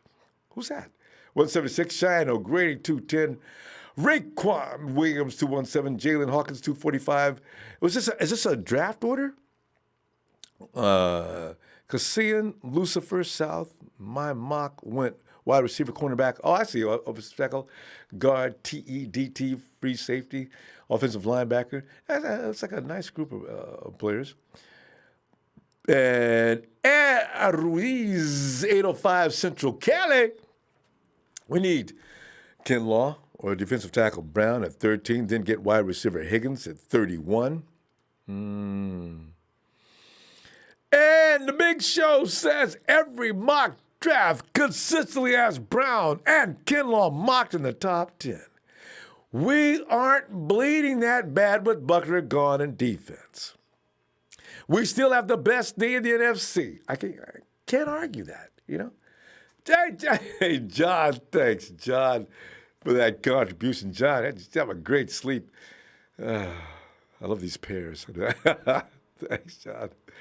And Jager805 says, I have a feeling this draft is going to be weird. See, Jager, and you're right to think that way, too. Because, man, and John B's got the super pair, too. Thanks, John. Those guys are so entertaining. Mr. Block Eye says we should go for a wide receiver regardless. But if any of the wide receivers we want to get picked before our 13th, I say let's solidify our D. Maybe take a wide receiver. And he says with our 31st or trade it to get picks. It depends. And everything depends on everything. Every action, there's going to be a reaction. You don't know what the actions ahead of the 49ers are going to be. That's what's so crazy. Slick, I got a kick out of this. And Slick is the voice of reason on this matter because a lot of us are being rude, mean, nasty when it comes to Mrs. Pettis' little boy. Slick says, how quickly we forget, all caps, how quickly we forget how we would be 11-5 if it wasn't for Pettis scoring game winners versus Pittsburgh and Arizona. Okay. Slick, I will be the first one to offer my apology because you're absolutely right. Dante played some key roles in certain spots, and we need to wait on him. I'm waiting. I'm patiently waiting. I want to see Dante do good things when we do get back together. Timothy says we need to play run defense, fam. That means getting a DT if we draft a defensive lineman like Gallimore or Hamilton. Won't be at 13. Wide receiver makes more sense for us, knowing our issues at now. That's the order of the day. And I don't disagree with that. I'm just wondering what these guys are going to do because, John and Kyle, they're a different couple of beasts. Because McGlinchey still blows me away. But I'm glad we got him, though. Coach Tim says, hey, remember, now our picks got to fit our schemes. The name of the game on offense is not speed downfield. It's yak. And that's yards after the catch. Who fits that? Not necessarily Ruggs. Yeah, but Coach, you know, when he came over to the 49ers, he brought Marquise Goodwin with him. Kyle, this is like when Kyle's making a cake. You put the sugar in, the baking powder, pinch of salt and all that. You need all the ingredients to build that cake. I got a feeling Kyle wants that speed, Merchant. I don't know. I could be wrong. This makes sense, though. Coach also says the better picks for us are Judy early on Claypool. But Coach, what do you do with?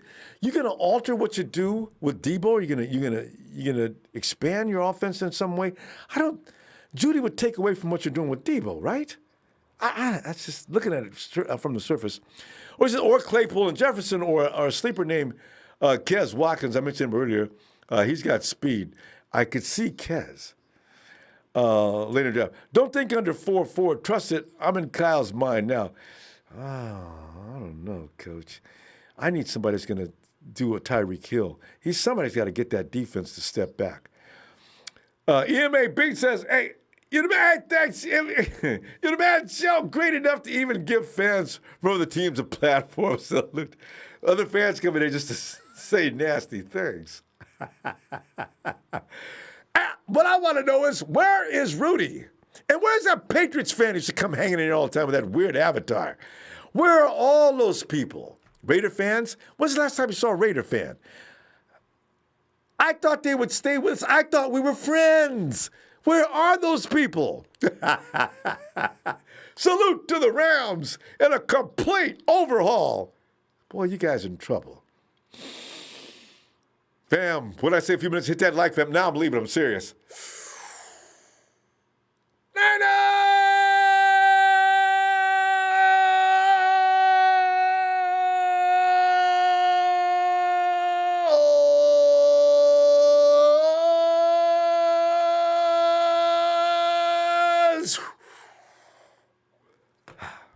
See you Sunday.